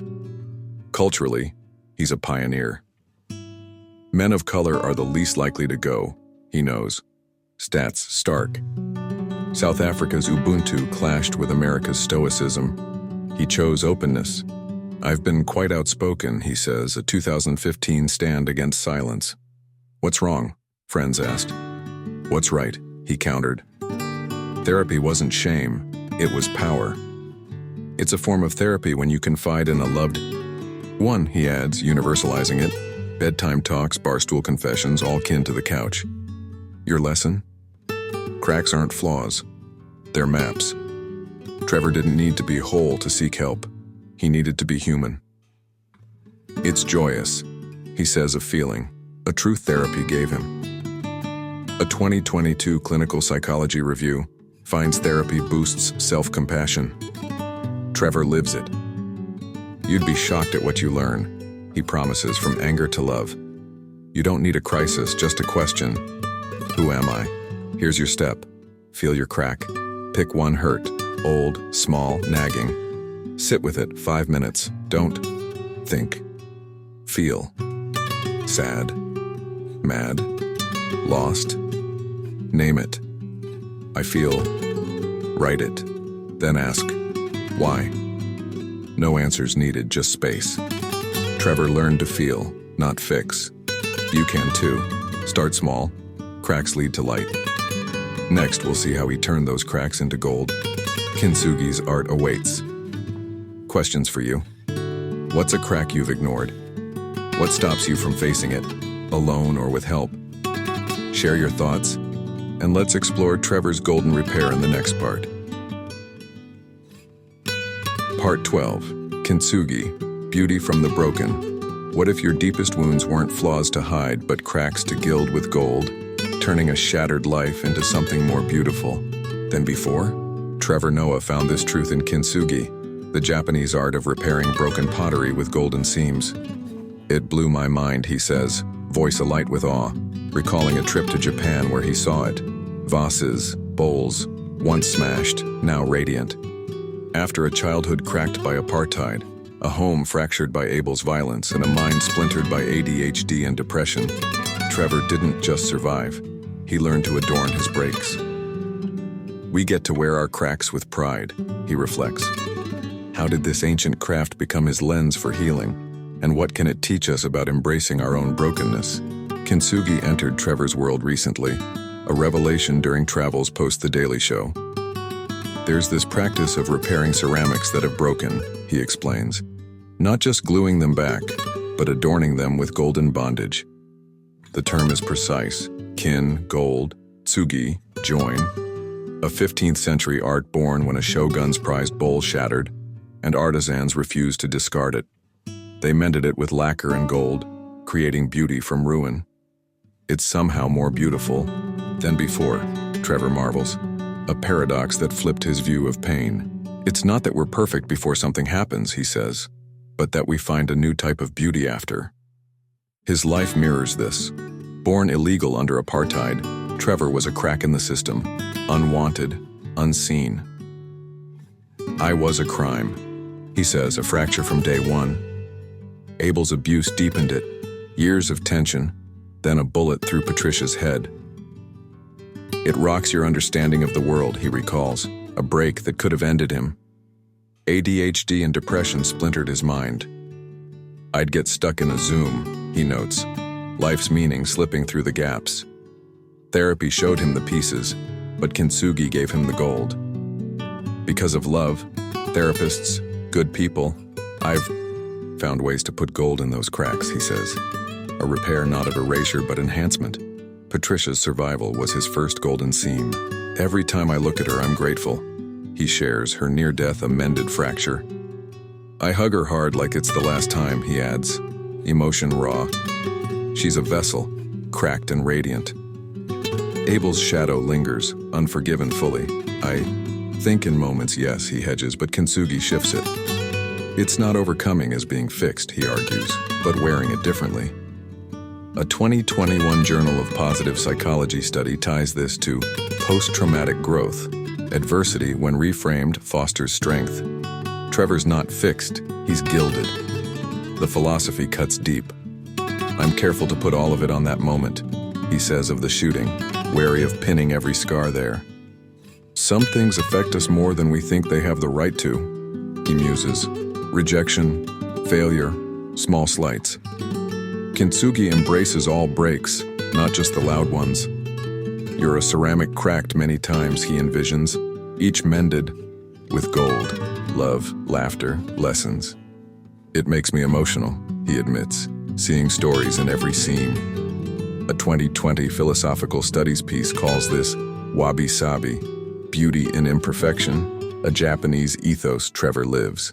Did it heal him? Not neatly. I don't know if you overcome these things, he ponders of his lowest point, Patricia's shooting. Do you stop thinking of it? Does it stop affecting you? He rejects tidy closure. Kintsugi doesn't hide cracks. It highlights them. I give myself grace, he says, a work in progress. I've managed to find a little more beauty in myself, he adds. Gold from therapy's patience, friends' presence, his own grit. A 2019 Trauma, Violence, and Abuse study shows reframing trauma boosts self-worth. Trevor's seams shine with it. Culturally, it's a bridge. South Africa's Ubuntu, I am because we are, meets Japan's kintsugi. Community mends, beauty emerges. We're a continuation of our ancestors, he believes, their cracks part of his. America's fix-it culture, erase pain, be whole, clashed. He chose adornment. I'd erase my mother being shot, he insists.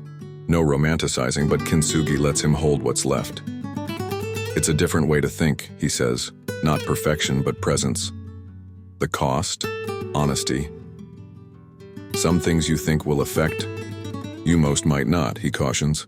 Abel's bullet stayed contained, smaller hurts cut deeper. Kintsugi demands you see all cracks, not just the obvious. I wouldn't know the answer. He shrugs, unsure where scars press hardest. The gift. Acceptance. I'm very present, he credits, a beauty born from breaks. It's not that we can't be changed after, he says of life's baking, but what the baker does afterward matters. Your lesson, broken isn't bad, it's beautiful. Trevor didn't hide his cracks, he gilded them. We don't need to celebrate it, he'd say of pain, but work on it. A 2022 clinical psychology review finds self-acceptance cuts anxiety. Kintsugi's gold is yours to wield. What can I get from this? He asks, not why me. You can too. Every crack's a chance to shine. Here's your step. Mend a T. Break. Pick one wound, old, fresh, small. Write it. I broke when. Then list one good it brought. Strength, a friend, a lesson. Draw a golden line through it on paper, literal or imagined. This is mine, say it. Trevor turned shatter into art. You can turn hurt into gold. Start small, beauty waits. Next, we'll chase the meaning he sought beyond the void. Questions for you. What's a crack you'd gild with gold? How could it make you more beautiful? Share your thoughts and let's see how Trevor found purpose in the next part. Part 13. The meaning of life. When everything feels pointless, what if you woke up one day and the world felt like a hollow echo? a treadmill of days spinning toward nothing. Trevor Noah has been there. It felt like life was meaningless, he confesses, voice heavy with the memory. I'd think, I hate this. This sucks. I don't know what I want to do anymore. For a man who turned pain into laughter and climbed the Daily Show's peak, this void wasn't a fleeting mood. It was a reckoning, fueled by ADHD's relentless loops and depression's quiet pull. I'd get stuck, he says, going, what's the point? How did Trevor claw his way out of that abyss, and what can his fight teach us when purpose slips through our fingers? This wasn't a new battle. Diagnosed with ADHD, in his 30s, Trevor traced its threads back to childhood. Teachers flagged his hyperactivity, but his mother, Patricia, prayed it away. I didn't know what that was, he recalls, only later linking it to his spirals. I'd have an inability to choose where to place my focus, he explains, a mind that could lock onto a car's hum or plunge into despair with equal ferocity. Depression rode shotgun. I didn't realize the depression I was suffering from was untreated ADHD depression, he says, a revelation from therapy.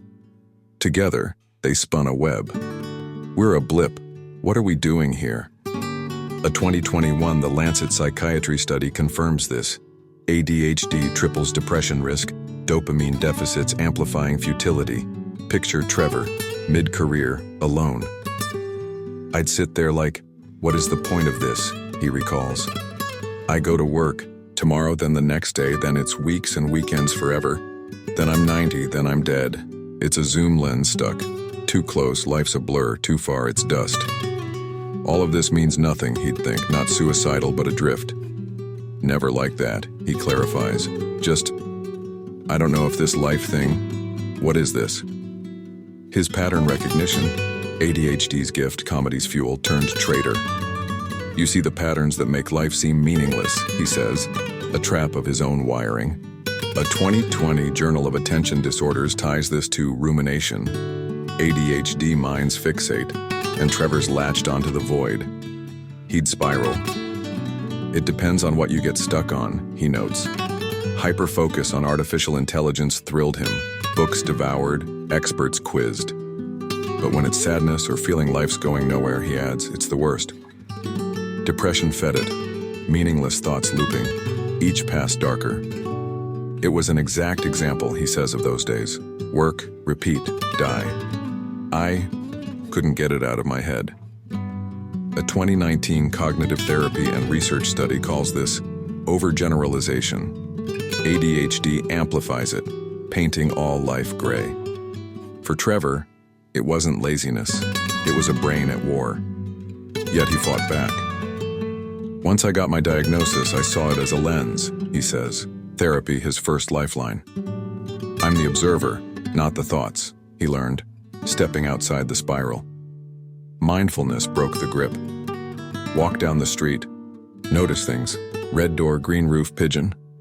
It gets your brain out of that loop, he promises, a trick a 2021 mindfulness study validates.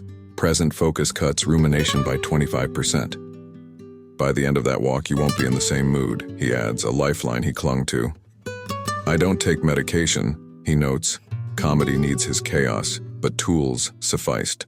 Basics anchored him too. Before you think intently when you're struggling, he advises, ask, have you slept, eaten well, moved, breathed? Fatigue was a trigger. Sometimes it's just that, he says, ADHD's edge dulled by rest. A 2020 sleep study links poor sleep to emotional dysregulation in ADHD. Trevor's rule counters it. Fulfill those, then see if you still feel the same, he urges. You'd be shocked how often you don't. It's not a cure, but a crack in the wall, enough to breathe. Defiance sparked hope. I'd feel hopeless, he admits, then think, if it ends tomorrow, what would I do today? Answers lit up. Tell that joke I've been terrified to tell, throw a party. The smile it brings, he says, makes me realize that's what I should be doing. It's absurd, joyous, middle fingers to despair. I'd imagine running through the street screaming. He laughs, a rebellion that snapped the void. A 2018 Journal of Positive Psychology study calls this behavioral activation. Acting against despair lifts it. Trevor turned pointless into play. Did he conquer it? I didn't feel hopeless like suicidal, he clarifies. Just lost. I have this strange thing, he adds, where I go, it's all meaningless, then smile at the middle fingers I'd throw. It's not triumph, it's truce. Therein lies the meaning for me, he says, a paradox he holds. I've stopped being everything I can be, he realized during spirals, just existing as one version. Therapy, friends, comedy nudged him back. It's such a beautiful thing, he reflects, that answers lie in a desperate state. A 2022 philosophical psychology piece ties this to existentialism. Meaning isn't found, it's made. Culturally, he's torn. South Africa's Ubuntu, I am because we are, clashes with America's pull yourself up. We've been conditioned to keep up, he says of news, work, life, fuel for his loops. Give yourself a break, he counters, a lesson from the Daily Show's grind. Read it once a week, you'll know enough. He rejects fate's script. I'd erase ADHD, he insists. No, it made me gloss. Yet he crafts meaning anyway. Unless you zoom in, he says, this conversation, this hug, it's everything. Your lesson? Meaning isn't out. There, it's here if you grab it. Trevor didn't wait for purpose, he built it through presence, play, defiance. Sometimes what's happened is you've stopped jumping, smiling, he says. Start again. A 2021 Journal of Happiness Studies links small joys to resilience. Trevor proves it. This meal, taste it, he urges, meaning in a bite, not a cosmos. Here's your step, break the loop. Next time, what's the point? Hits, list 5 joys, coffee's warmth, a song, a friend's laugh. Do one now. This is everything. Say it. Trevor turned despair into a party. You can turn nothing into something. Start small. Meaning waits. Next, we'll live in that moment with him. Presence as power. Questions for you. When did life last feel pointless? What's one joy you'd chase if it ended tomorrow? Share your thoughts and let's see how Trevor mastered the now in the next part.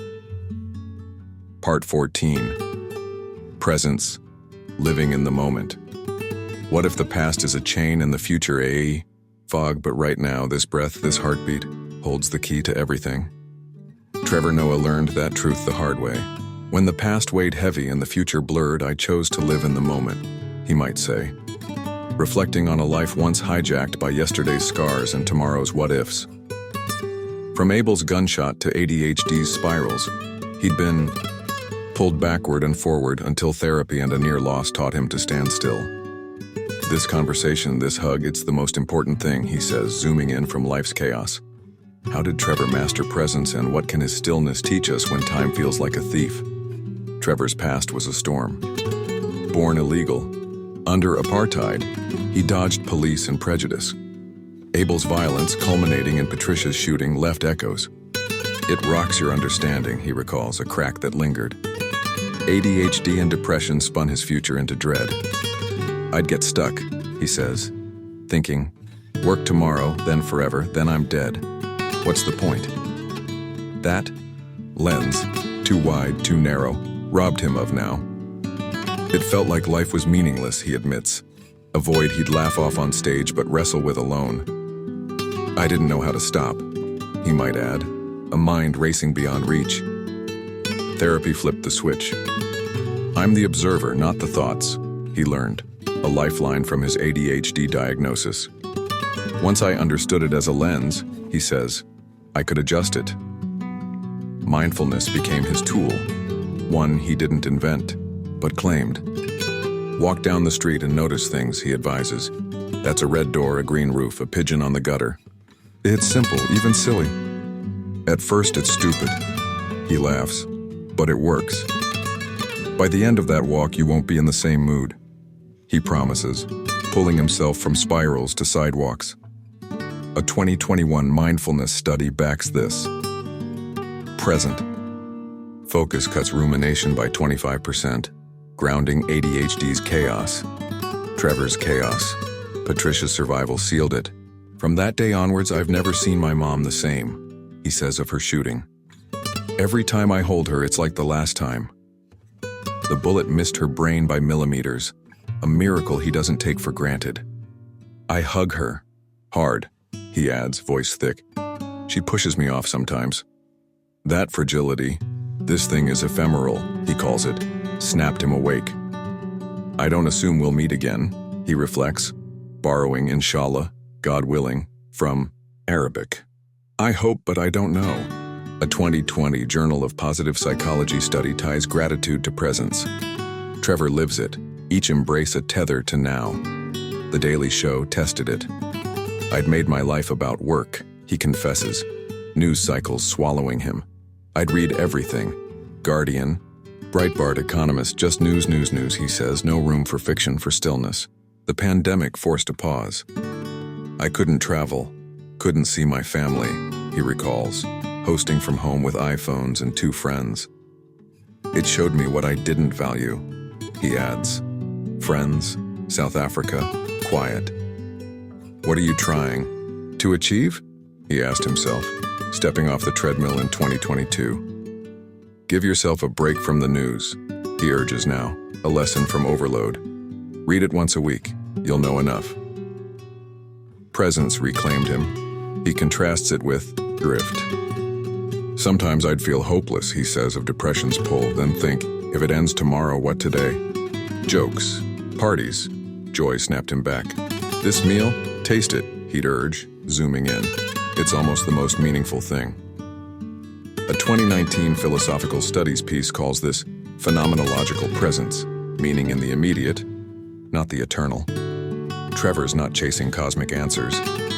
I'd erase ADHD, he insists, no fate's gloss, but crafting them. Unless you zoom in, he says, this hug is everything. Science lights the way. A 2022 clinical psychology review finds mindfulness boosts well-being by 30%, easing anxiety's grip. Practice being present, Trevor echoes, a tool from therapy. I'd sit with friends and feel tension, he shares, once jumping to fix it. Abel's legacy. Now I breathe, he says, it's not my job. That shift from fixer to feeler grounds him. You'll be shocked, he promises, at how it changes you. A 2021 Journal of Attention Disorders ties this to ADHD, distraction. Bows to focus when you root in now. Culturally, it's a clash. South Africa's Ubuntu, I am because we are, craves presence. America's hustle chases next. We've been conditioned to keep up, he critiques, news and grind blurring. Today, when I was young, we'd hang at the mall, he recalls, free moments lost to modernity's paywalls, Fortnite Ubers. Find your people, he'd say, presence thriving in liming, Trinidad's art of just being. You talk, laugh, then don't, he describes, a bomb he's reclaimed post-show. It's magic, he insists, a fortress of now. The cost? Discipline. You don't have a choice about emotions, he notes, but how you react. Breathing through tension, letting friends clash, takes grit. I practice it when it's low stakes, he says, a skill honed, not gifted. The gift? Life. I'm very present with my loved ones, he credits, Patricia's lesson writ large. This is everything, he'd say, of a hug, a laugh, gold in kintsugi's cracks. You'll be shocked at what belonging can do, he adds, presence his bridge from void to value. Your lesson? Now is yours. Claim it. Trevor didn't outrun time. He stood in it. Sometimes you've stopped jumping, smiling, he says. Start again. A 2020 Journal of Happiness Studies links presence to joy, small acts, big shifts. Taste these ingredients, he urges, meaning in a bite. You don't need forever, just this. Can you live today? He'd ask, a dare you can take. Here's your step. Root in now. Pause 5 minutes. Name 5 things. See, hear, feel. Bird chirping, chair creaking, breath in. Don't think, sense. This is it. Say it. Trevor turned spirals into steps. You can turn drift into depth. Start small, presence waits. Next, we'll weave love into this, relationships as his next frontier. Questions for you. When do you lose the moment, past or future? What's one now you'd savor? Share your thoughts and let's see how Trevor balanced love in the next part. Part 15, Love and Relationships, the Value of Connection. What if you built an empire of laughter and success only to find your heart echoing in an empty room? Trevor Noah lived that paradox. I had made my life about work, he confesses. The Daily Show's grind swallowing years. Friends, family, love pushed to the margins. Romance didn't fit, until it did. As I've become more comfortable with not being in a relationship forever, he says, I've become more able to be in one. From Abel's violent shadow to a career-first life, Trevor's journey with love wasn't a fairy tale. It was a reckoning.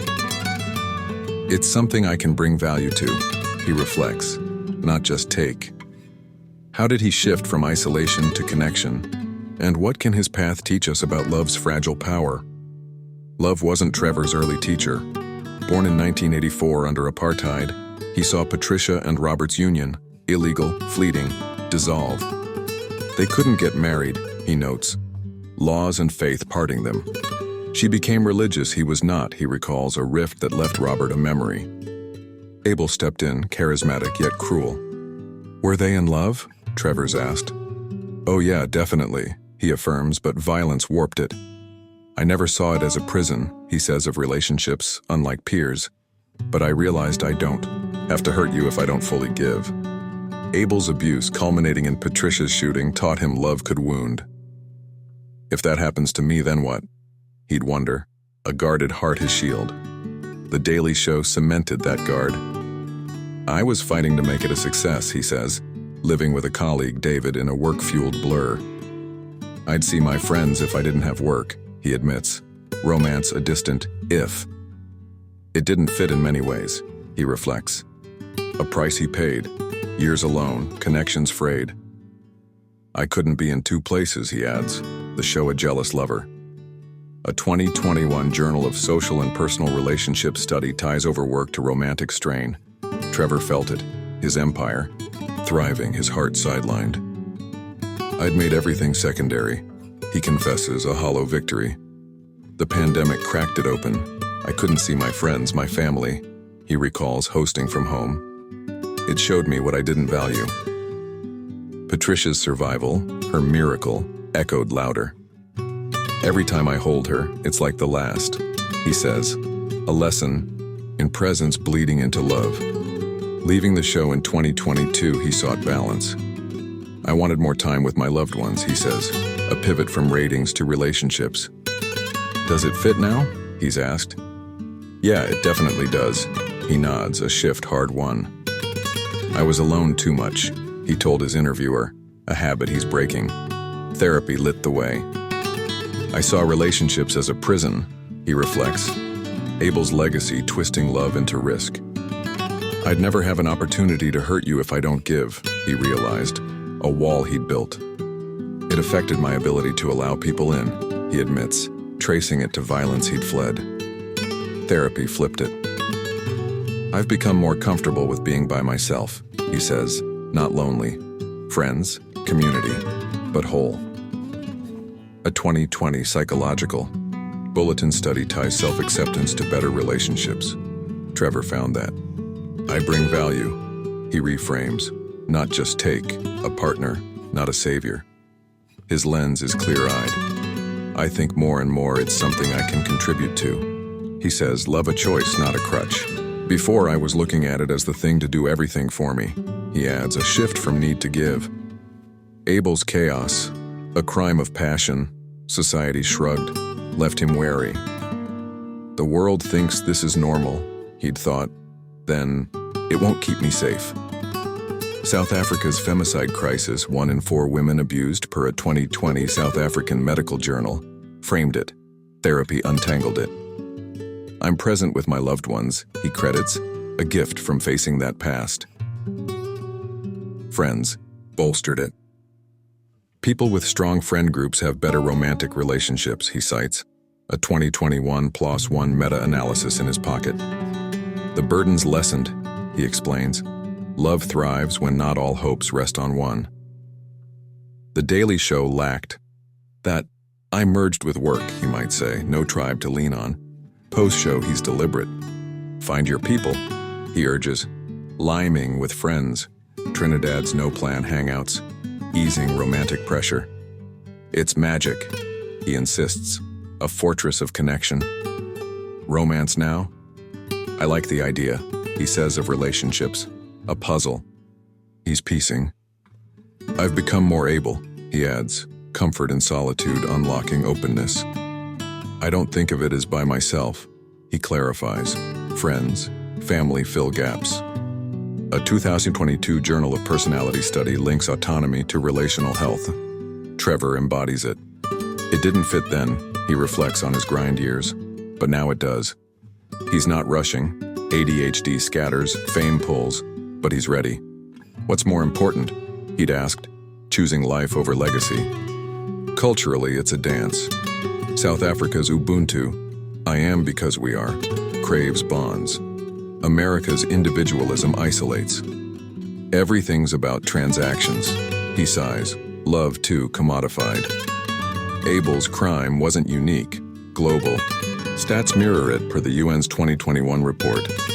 47,000 women killed by partners yearly. Trevor rejects that script. I don't have to hurt you, he resolved, love a gift, not a cage. It's a weird thing to say, he laughs, but it's true. The cost? Risk. It comes with risk, he echoes from friendship. Rejection, a shadow. Abel's lesson lingered. If I let you in, then what? But he's shedding it. The gift? Depth. This hug is everything, he'd say. Presence is love language. I bring value, he insists. A partner who's faced himself. A 2019 emotion study ties emotional awareness therapy's fruit to intimacy. Trevor lives it. Your lesson? Love isn't a fix, it's a choice. Trevor didn't wait for it, he grew into it. Find your place, he'd say, in friends, then love. A 2020 Journal of Happiness Studies links balanced connections to joy. Work alone won't fill you. What do I bring, he asks. Ask it too. You're not half, needing whole. You're enough, offering more. Here's your step. Weigh your love. List 3 you care for. Friend, family, partner. Next to each, write one thing you give. Time, a laugh, a listen. I bring this, say it. Trevor turned grind into grace. You can turn take into give. Start small. Connection waits. Next, we'll see how he honors Patricia's legacy and his own. Questions for you. What's love cost you? Time? Trust? What do you bring to it? Share your thoughts, and let's explore Trevor's legacy in the next part. Part 16. Legacy. Continuing or surpassing. What if your life's work wasn't just yours, but a thread in a tapestry woven by those who came before, meant not only to be carried, but rewoven into something greater? Trevor Noah wrestles with this. We're a continuation of our ancestors, he says, eyes on Patricia, his mother, whose resilience shaped him. She'd challenge me and say my goal is to improve on her legacy, he reflects, a vow to honor her by outgrowing her struggles. From apartheid's chains to Abel's gunshot, her story is his foundation, yet he's not content to echo it. Be better than me, she urged. How does Trevor define legacy? And what can his quest teach us about the mark we'll leave? Patricia's legacy is seismic. Born into apartheid's grip, a black Xhosa woman with little, she defied it. Learned to read, loved across color lines, bore Trevor illegally. She's so central to my story, he says, voice thick. Her faith, my Lord protects me, she'd declare. Carried her through Abel's abuse, a bullet through her skull. She survived by some miracle, Trevor marvels. The bullet missed everything vital. That near loss. Every time I hold her, it's like the last, he says, etched her into his core. She's remarkable, he adds, by the grace of God, not her hand alone. A 2021 Journal of Positive Psychology study ties such resilience to legacy. Strength passed down, A baton Trevor grips. But she's no saint. She's a flawed human being, he admits, raw. There are wounds she's inflicted on me I need to deal with. Staying with Abel, her religious zeal, imperfections cut too. She's not perfect, he says, and that's what makes her exceptional. Therapy unpacks it. Some things I still chip away at, he notes, calluses from her choices. We've been indoctrinated into binary thinking, he critiques. Good parents are bad. Sometimes they're great at some things. Terrible at others, he says, a truth freeing him. A 2020 family process study backs this. Nuanced parental views heal identity. Trevor's doing that work. Her wisdom fuels him. She taught me to question, he says, skepticism birthing his comedy. Don't take for granted the answers a person can hold, she advised, sparking his reunion with Robert. Be better, she'd tell him and his brothers, a charge he internalized. I'd say I love you, thank you. He imagines of a last call, gratitude her gift. We take drives now, he shares, buying chickens, gardening, no agenda. Those moments, nothing moments, he calls them, carry her legacy, presence, love, grit. She sounds like a superwoman, he's told. She is, he agrees, in every sense. Trevor's legacy builds on it. My goal is to improve on hers, he says, not mimic. Leaving the Daily Show, it was time, he felt. Freed. Him to live it. I wanted more time with my loved ones, he explains, her survival a wake-up. Comedy's his thread. Laughter from pain, a gift she sparked. My sense of humor might be the most important, he muses, her wit in his veins. I'm a continuation, he believes. South Africa's Ubuntu, I am because we are. His root. A 2019 philosophical studies piece ties legacy to intergenerational meaning. Trevor's weaving that web. But surpassing? She'd say it's not just continuing, he reflects. A challenge to outstrip her struggles. Abel's violence, apartheid's weight. I'd erase my mother being shot, he insists, no glossing pain. Just because you survived doesn't mean you should want the storm, he argues, a middle finger to fate's script. His life, comedy, books, voice, aims higher. Into the Uncut Grass, his 2024 book, embodies it. Silly, wise, a childlike lens she'd love. I'd read it to my kids, he's told, a nod to her storytelling granny.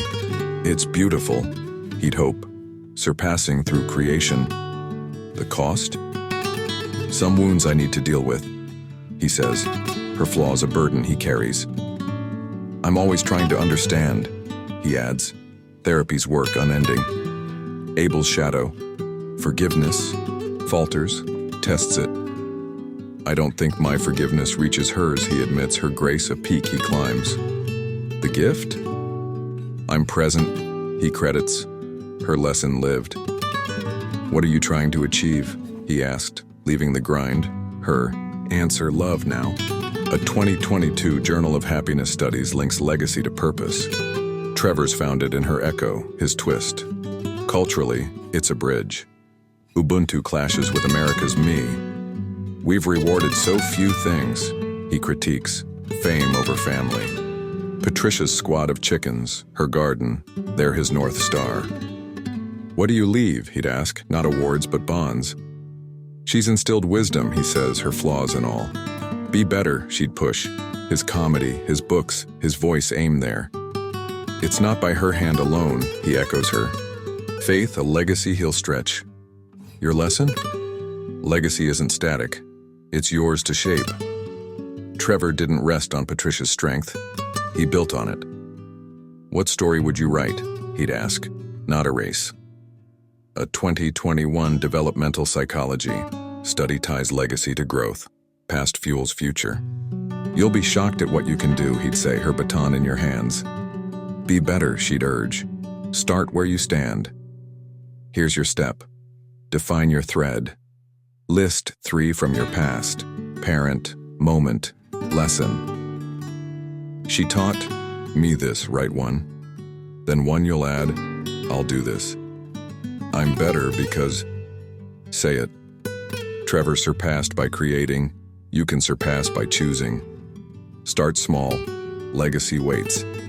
Next, we'll ponder fatherhood, his next horizon. Questions. For you, whose legacy shapes you? How will you surpass it? Share your thoughts, and let's see Trevor's fatherhood dance in the next part. Part 17. Fatherhood. Choosing and considering. What if the greatest gift you could give a child was the one your own father couldn't? A deliberate choice to be there, not just in body but in soul? Trevor Noah teeters on that edge. I go back and forth on it. He confesses, pondering fatherhood with a mind shaped by absence and presence. Robert's distance, Abel's violence, Patricia's fierce love. I'd give my child two things, he says, being chosen and being considered. From a boy born a crime to a man who walked away from The Daily Show for life, he's not rushing to parent, but he's not ruling it out. I like the idea, he admits, and the puzzle of it. Why does Trevor hesitate, and what can his dance with fatherhood teach us about raising, or being, the next generation? Trevor's blueprint is fractured. Robert, his Swiss father, was a ghost. Apartheid's laws and their rift with Patricia kept him at arm's length. I couldn't be with him in public, Trevor recalls. Meetings rare, secret. I knew he loved me, he says, a boy's faith. But presence? I assumed the love, not the choosing, he reflects, reuniting in his 20s to find a man he barely knew. Does he choose me?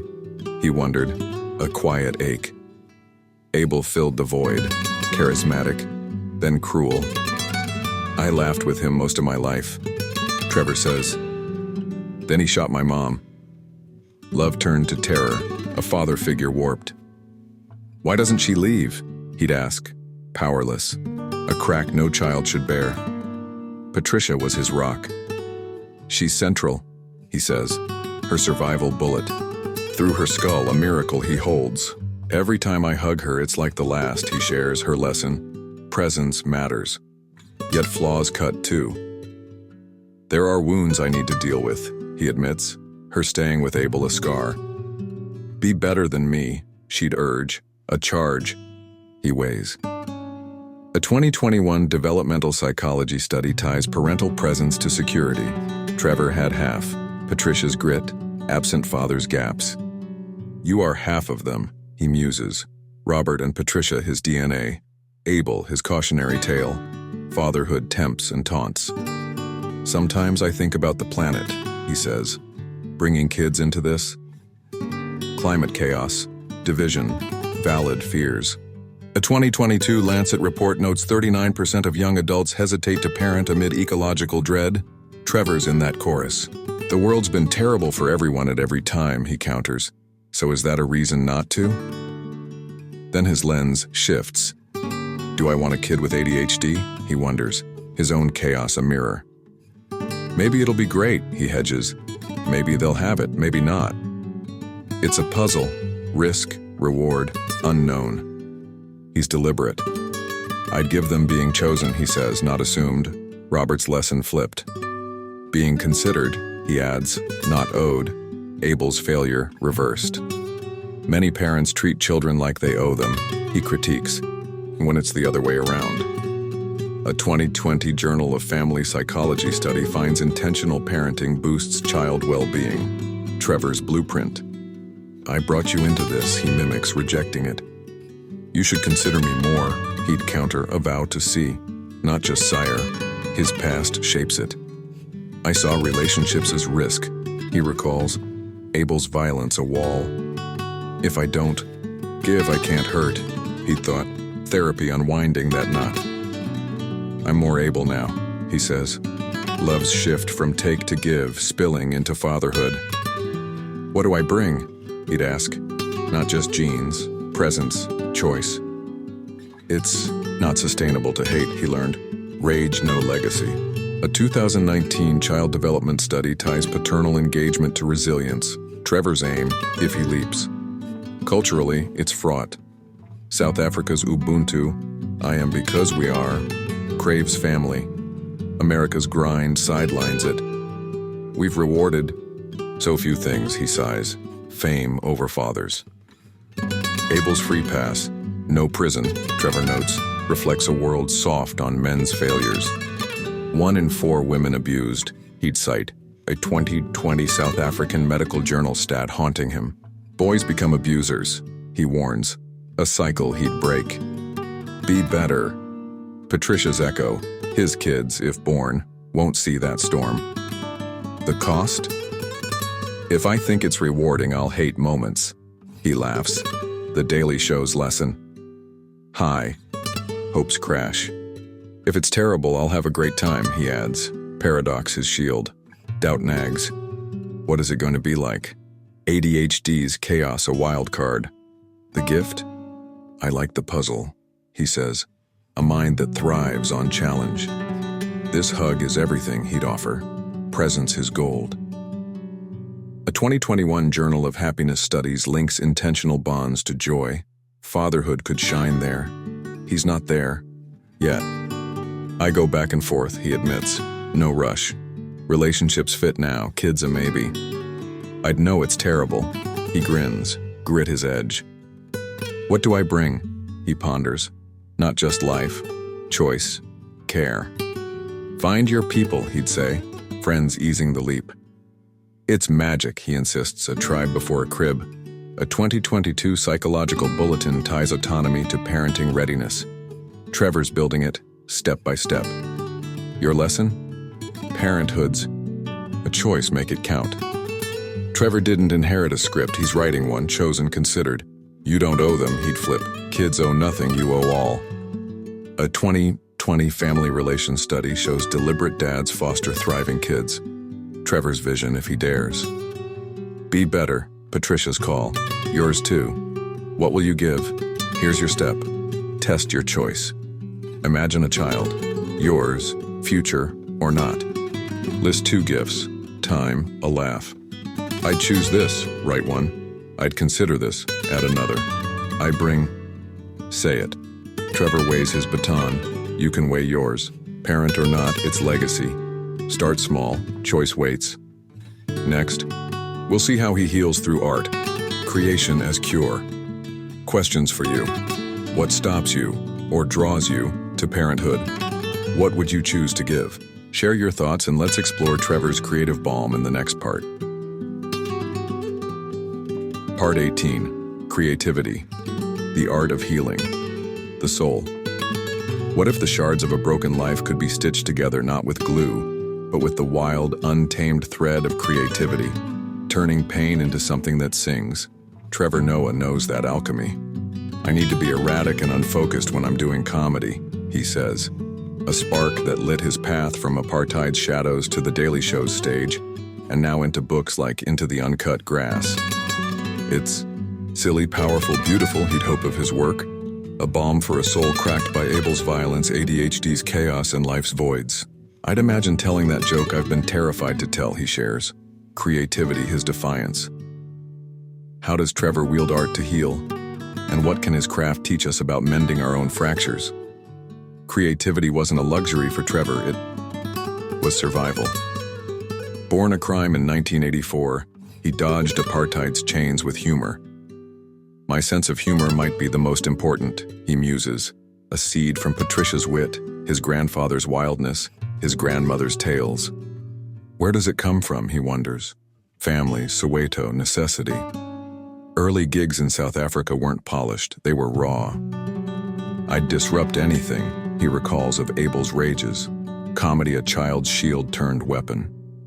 America. Tested it, death threats go back when he says, but he pushed. I persevered, he notes. Stand up a forge for Payne's gold. The Daily Show was his crucible. Taking over in 2015, it didn't go well at first, he admits. Critics panned, fans balked. I'd work till midnight back at 7, he says, grinding through rejection. His lens, outsider, skeptic, flipped. And I'd read everything, Guardian, Breitbart, he shares, chaos-feeding satire. Billions of views later, it became a smash hit, he reflects, laughter is Lance. I need to be erratic, he insists. ADHD's edge, unmedicated, his muse.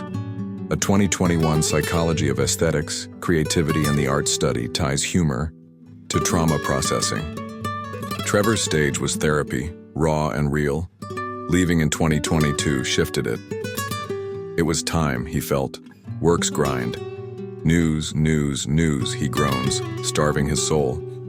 I wanted more, he says. Not fame. Life.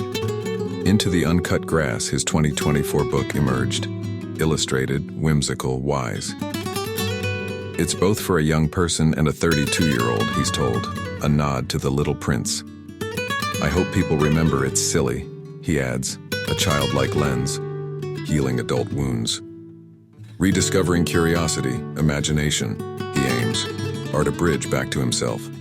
A 2020 Journal of Creative Behavior study links creative expression to resilience. Trevor's pages prove it. Abel's scar fueled it. I'd imagine running through the streets screaming, he laughs, defiance against that gunshot. Tell, that joke, he'd dare, comedy flipping despair.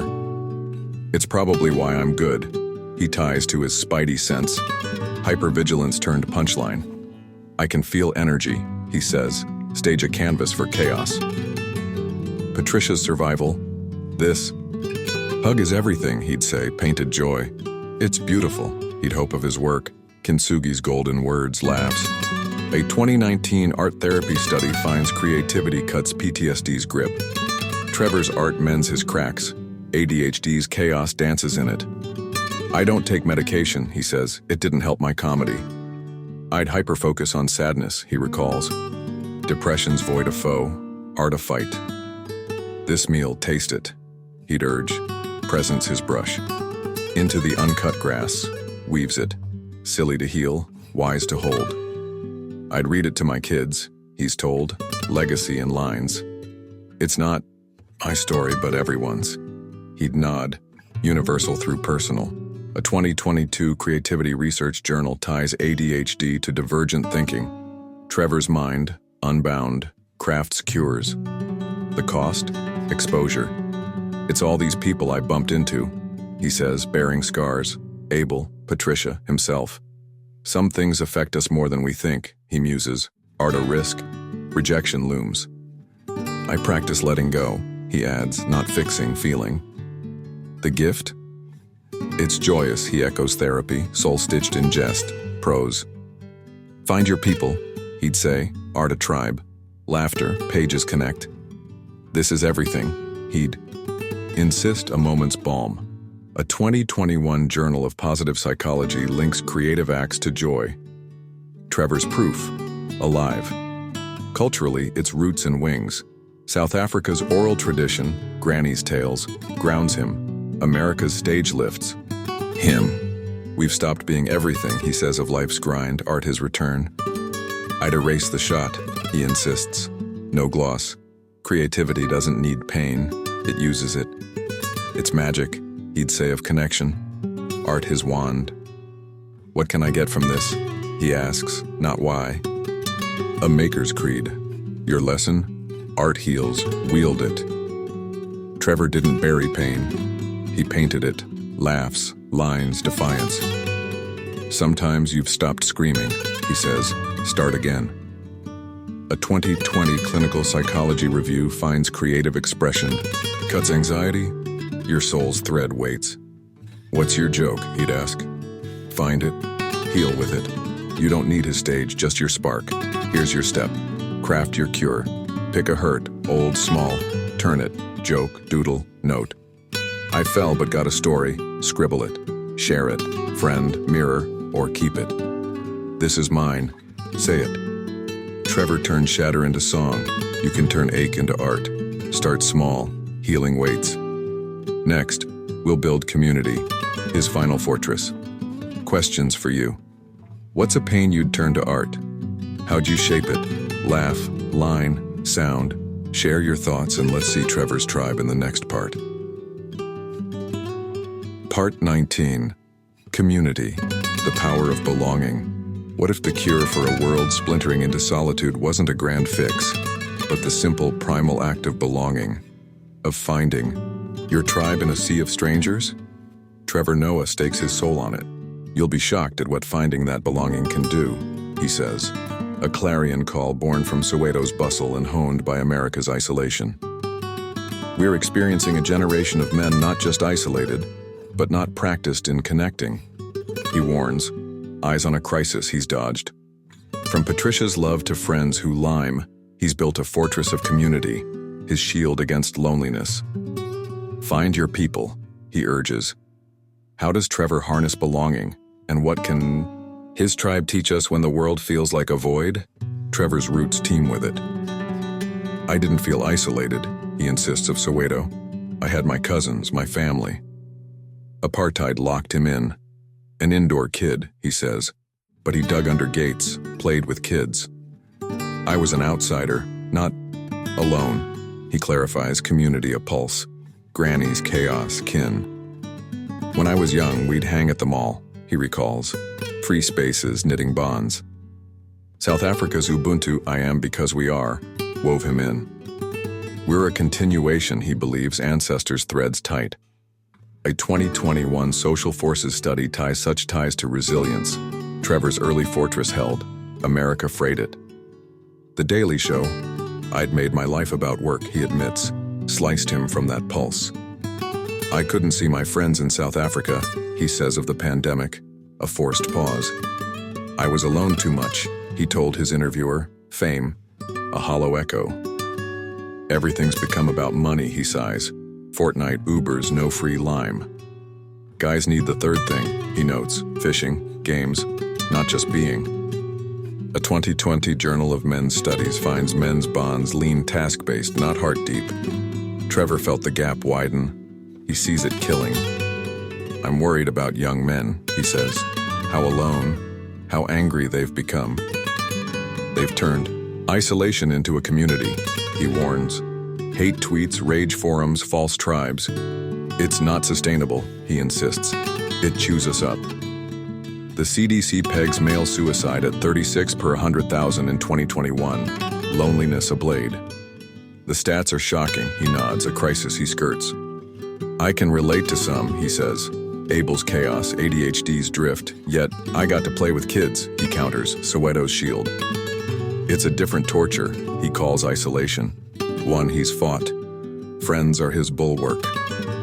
I'm conscious of choosing my friends, he says. They shape me. Robert's lesson, he still has friends. Trevor marveled, lit it. Find your people who love what you love, he urges, post-show life a reclaiming. I'd lime, he recalls, Trinidad's no-plan hangouts.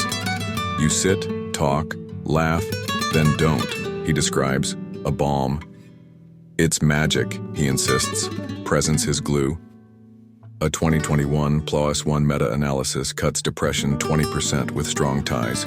Trevor's fortress stands firm. Love leans on it.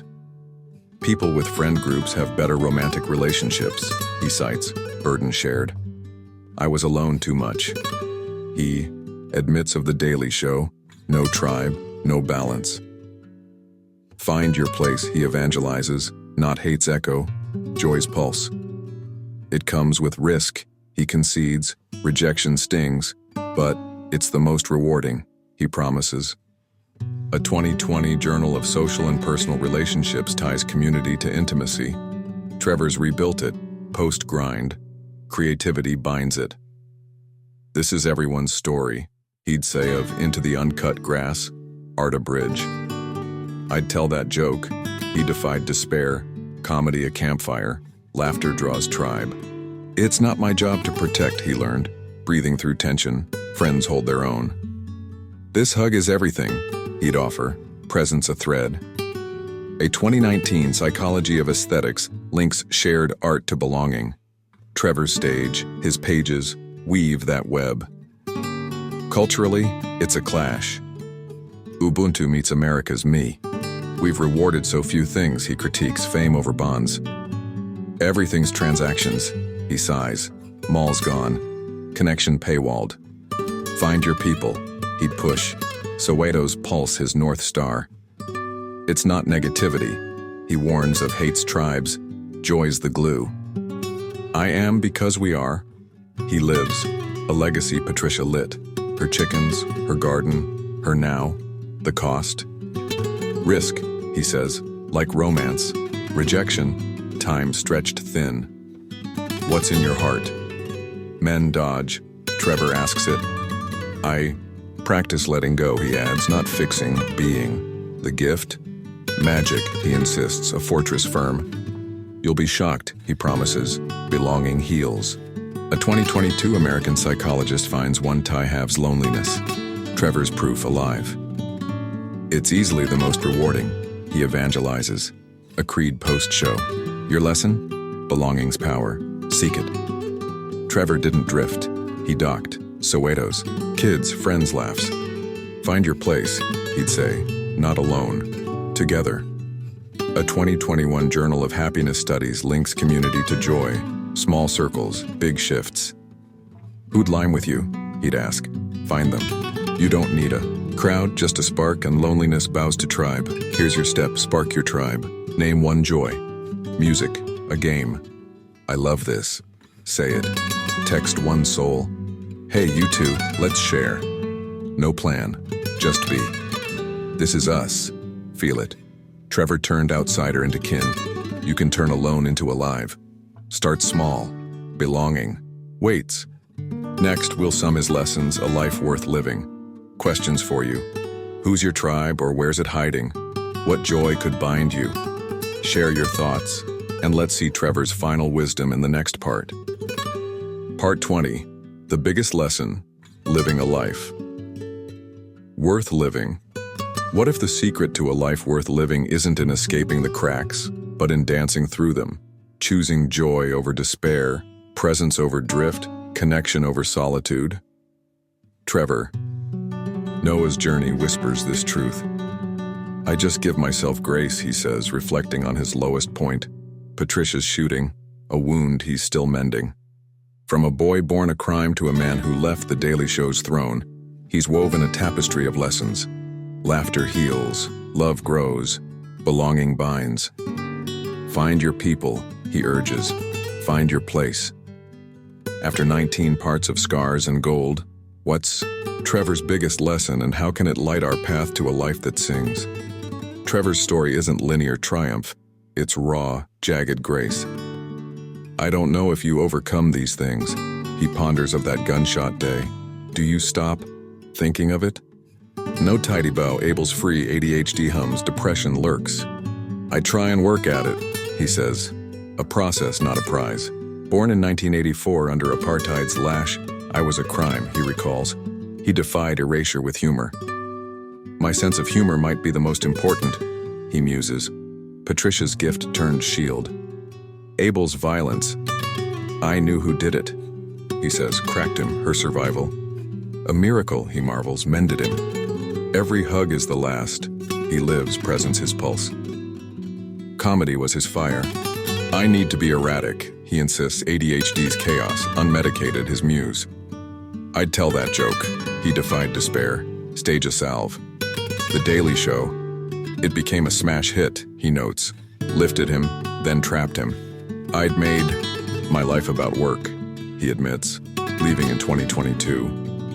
It was time, he felt, choosing life. Friends, South Africa, now. What are you trying to achieve? He asked. Patricia's echo. Love, not legacy. A 2021 Journal of Positive Psychology ties purpose to joy. Trevor found it beyond the grind. Therapy lit the cracks. I fell in love with learning about myself, he says. 2015's plunge peeling Abel's rage, ADHD's loops. I'm the observer, he learned.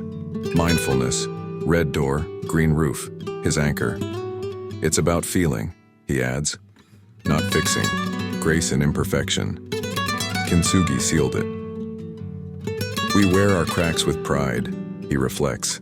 Japan's gold his lens, beauty from broken. I found more beauty in myself, he says, a 2020 clinical psychology review nod. Self-compassion, Heal's community forged it. Find your people, he evangelizes, Soweto's bustle. I didn't feel isolated, he insists, his root. Young men are alone, he warns. hates false tribes. It chews us up, he says, no match for liming. This hug is everything, he'd offer, friends his fortress. A 2021 PLOS-1 study cuts depression with ties. Trevor's alive in them. Love grew too. I bring value, he reframed, not take post-show, he's open. It fits now, he says. A 2022 Journal of Personality Truth. Autonomy fuels connection. Legacy drives it. Be better than me, Patricia urged her flaws. Wounds I deal with, he admits, his spur. I'd improve on her legacy, he vows, into the uncut grass. Silly, wise, his thread. It's everyone's story, he'd hope, art. A bridge. Fatherhood teeters. I'd choose consider, he says, no rush but ready. What do I bring? He ponders, a 2020 family relations call. Intent matters, meaning anchors it. Life felt meaningless, he recalls. ADHD's. What's the point? This meal, taste it. He fought back, presence his gold. If it ends tomorrow, I'd throw a party. He laughs, defiance his spark. Therein lies the meaning, he says, a 2021 philosophical psychology nod. Make it, don't find. Sometimes you've stopped jumping, he reflects. Start again. A 2020 Journal of Happiness Studies links small joys to life's worth. Trevor's proof, alive. Culturally, it's a stand. Ubuntu, I am because we are, meets America's me. We've rewarded so few, he critiques, fame over bonds. I'd erase the shot, he insists. No gloss. Life's worth isn't pain. Find your place, he urges, not hate, joy. It's magic, he promises, a fortress of now. Give yourself a break, he'd say. News grind shed, live. Don't chase. The cost? Grace, he says. Work unending, Abel's shadow, ADHD's hum. Some things affect us more, he muses.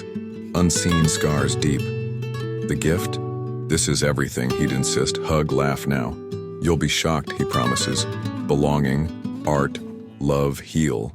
A 2022 American psychologist finds one tie-halves loneliness. Trevor's web holds firm. Your lesson? Life's worth living, dance it. Trevor didn't escape. He embraced cracks, chaos, all.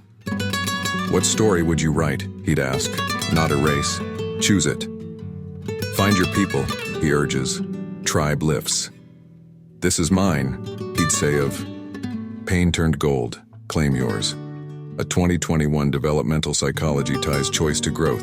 Trevor's path, yours too. Be better. Patricia's echo. Start where you break. Here's your step. Live it now. List 3. Joy, person, moment. I choose this. Pick one. Do it. Call them. Feel it. This is worth it. Say it. Dance through cracks. Trevor turned crime into creed. You can turn now into forever. Start small. Life waits. Questions for you. What makes your life worth living? What's one step you'd take today? Share your thoughts. This journey's yours now. Conclusion. Start your journey. What if the end of one story was the spark for yours? A flame passed from a man who turned a life born in shadows into a beacon of light? Trevor Noah didn't just tell us his tale. He handed us a key. Find your people. Find your place, he urged, voice steady with the weight of Soweto's dust, Abel's gunshot, Patricia's miracle, and a stage that once defined him. Over 20 parts, we've walked. His path, from a crime under apartheid to the Daily Show's throne, from a fractured mind to golden cracks, from isolation to tribe. I give myself grace, he said of his lowest point, a lesson not in perfection but in persistence. This isn't goodbye, it's your beginning. What will you do with Trevor's key, and how will you unlock a life worth living? Trevor's journey isn't a fairy tale, it's a mirror. Born in 1984, I was a crime, he recalled. Apartheid's lash his cradle. Patricia's love. Every hug is the last. He lived, held him. Abel's violence. I knew who did it. He confessed, broke him. I'd disrupt anything, he fought as a boy. Comedy his shield turned sword. I need to be erratic, he insisted. ADHD's chaos, his muse. Laughter, his balm. It didn't go well at first, he admitted of The Daily Show. Yet billions watched. Proof grit bends fate. It was time. He left in 2022, choosing presence. This is everything, he'd say, over grind. Therapy lit his cracks. I fell in love with learning about myself, he shared. 2015's dive-peeling rage, despair. I'm the observer, he learned. Red door, green roof. Mindfulness, his anchor. Kintsugi gilded it. We wear our cracks with pride, he reflected. Beauty from shatter. I've found more beauty, he said. A 2021 Journal of Positive Psychology echo. Growth from pain. Find your people, he urged. Soweto's bustle. I didn't feel isolated, he insisted. His root. Young men are alone, he warned. Hates tribes no match for liming. It's magic, he promised, belonging his fortress. Love grew in that soil. I bring value, he reframed. Not take, it fits now. He nodded. Post-show. Grace. Be better than me, Patricia pushed her legacy. I'd improve on it, he vowed. His thread. Into the uncut grass wove it. Everyone's story, he'd hope, art his balm. Fatherhood teeters. I'd choose, consider, he mused. No rush, but ready. Meaning anchors it. Life felt meaningless, he recalled. This meal. Taste it, his fight. If it ends tomorrow, I'd throw a party, he laughed. Defiance, his spark. Therein lies the meaning, he said. A 2020 philosophical psychology truth. Make it, don't wait. This is his key. Live it, cracks and all. Sometimes you've stopped jumping, he reflected. Start again. What story would you write? He'd ask, not erase, choose. I'd erase the shot, he insisted, no gloss. Life's worth isn't pain. Give yourself a break, he urged, news grind shed, now's enough. You'll be shocked, he promised, belonging, art, love heal. A 2022 American psychologist finds one tie halves loneliness. Trevor's web proves it. It's easily the most rewarding, he evangelized, a creed from Soweto to stage. You've seen it unfold, 20 steps from crime to grace. Born illegal, he laughed through hate. Tell that joke, he dared. Abel's bullet. Everything changes. He grieved Patricia's survival. A miracle, he held, taught presence. I'm present, he credited therapy, feeling not fixing. We're a continuation, he tied to Ubuntu, community his pulse. Friends, not fame. I bring value, he shifted love, not need. Be better, he vowed, legacy his loom, art his thread. This is everything, he found meaning. Now, not never. Each crack's gold, Kintsugi's gift. Each step yours. The cost? Grace, he said. Work unending. Some things affect us more, he mused. Abel's echo, ADHD's hum, scars, linger. I don't know if you overcome, he pondered. No end, just dance. The gift? This is worth it, he'd say. Hug, laugh, tribe. You don't need the storm, he insisted. Survive, yes, seek it, no. A 2021 Journal of Happiness Studies links small joys to worth. Trevor's alive in them. Find your place, he urged, not hate's trap, joy's web. It's magic, he promised. A life lit by choice. Your turn. What makes your life worth living? He'd ask. Not fame, not grind. You. I just try, he said. Grace, not glory. Find your people, he pushed. Soweto's kids, friends laughs, tribe lifts. This hug, he'd offer, now's gold. Be better, Patricia's echo. Start where you break. What can I get? He reframed. Not why me. A 2020 developmental psychology ties choice to growth. Trevor's path, yours too. You'll be shocked. He'd grin, start and see, here's your key, unlock it. List 3, crack, joy, soul. I broke here, name 1. Abel's echo, your own. I choose this, pick joy, laugh, hug, song, do it now. I'm with them, call 1. Friend, kin, say it. You're my place. This is mine. Claim it.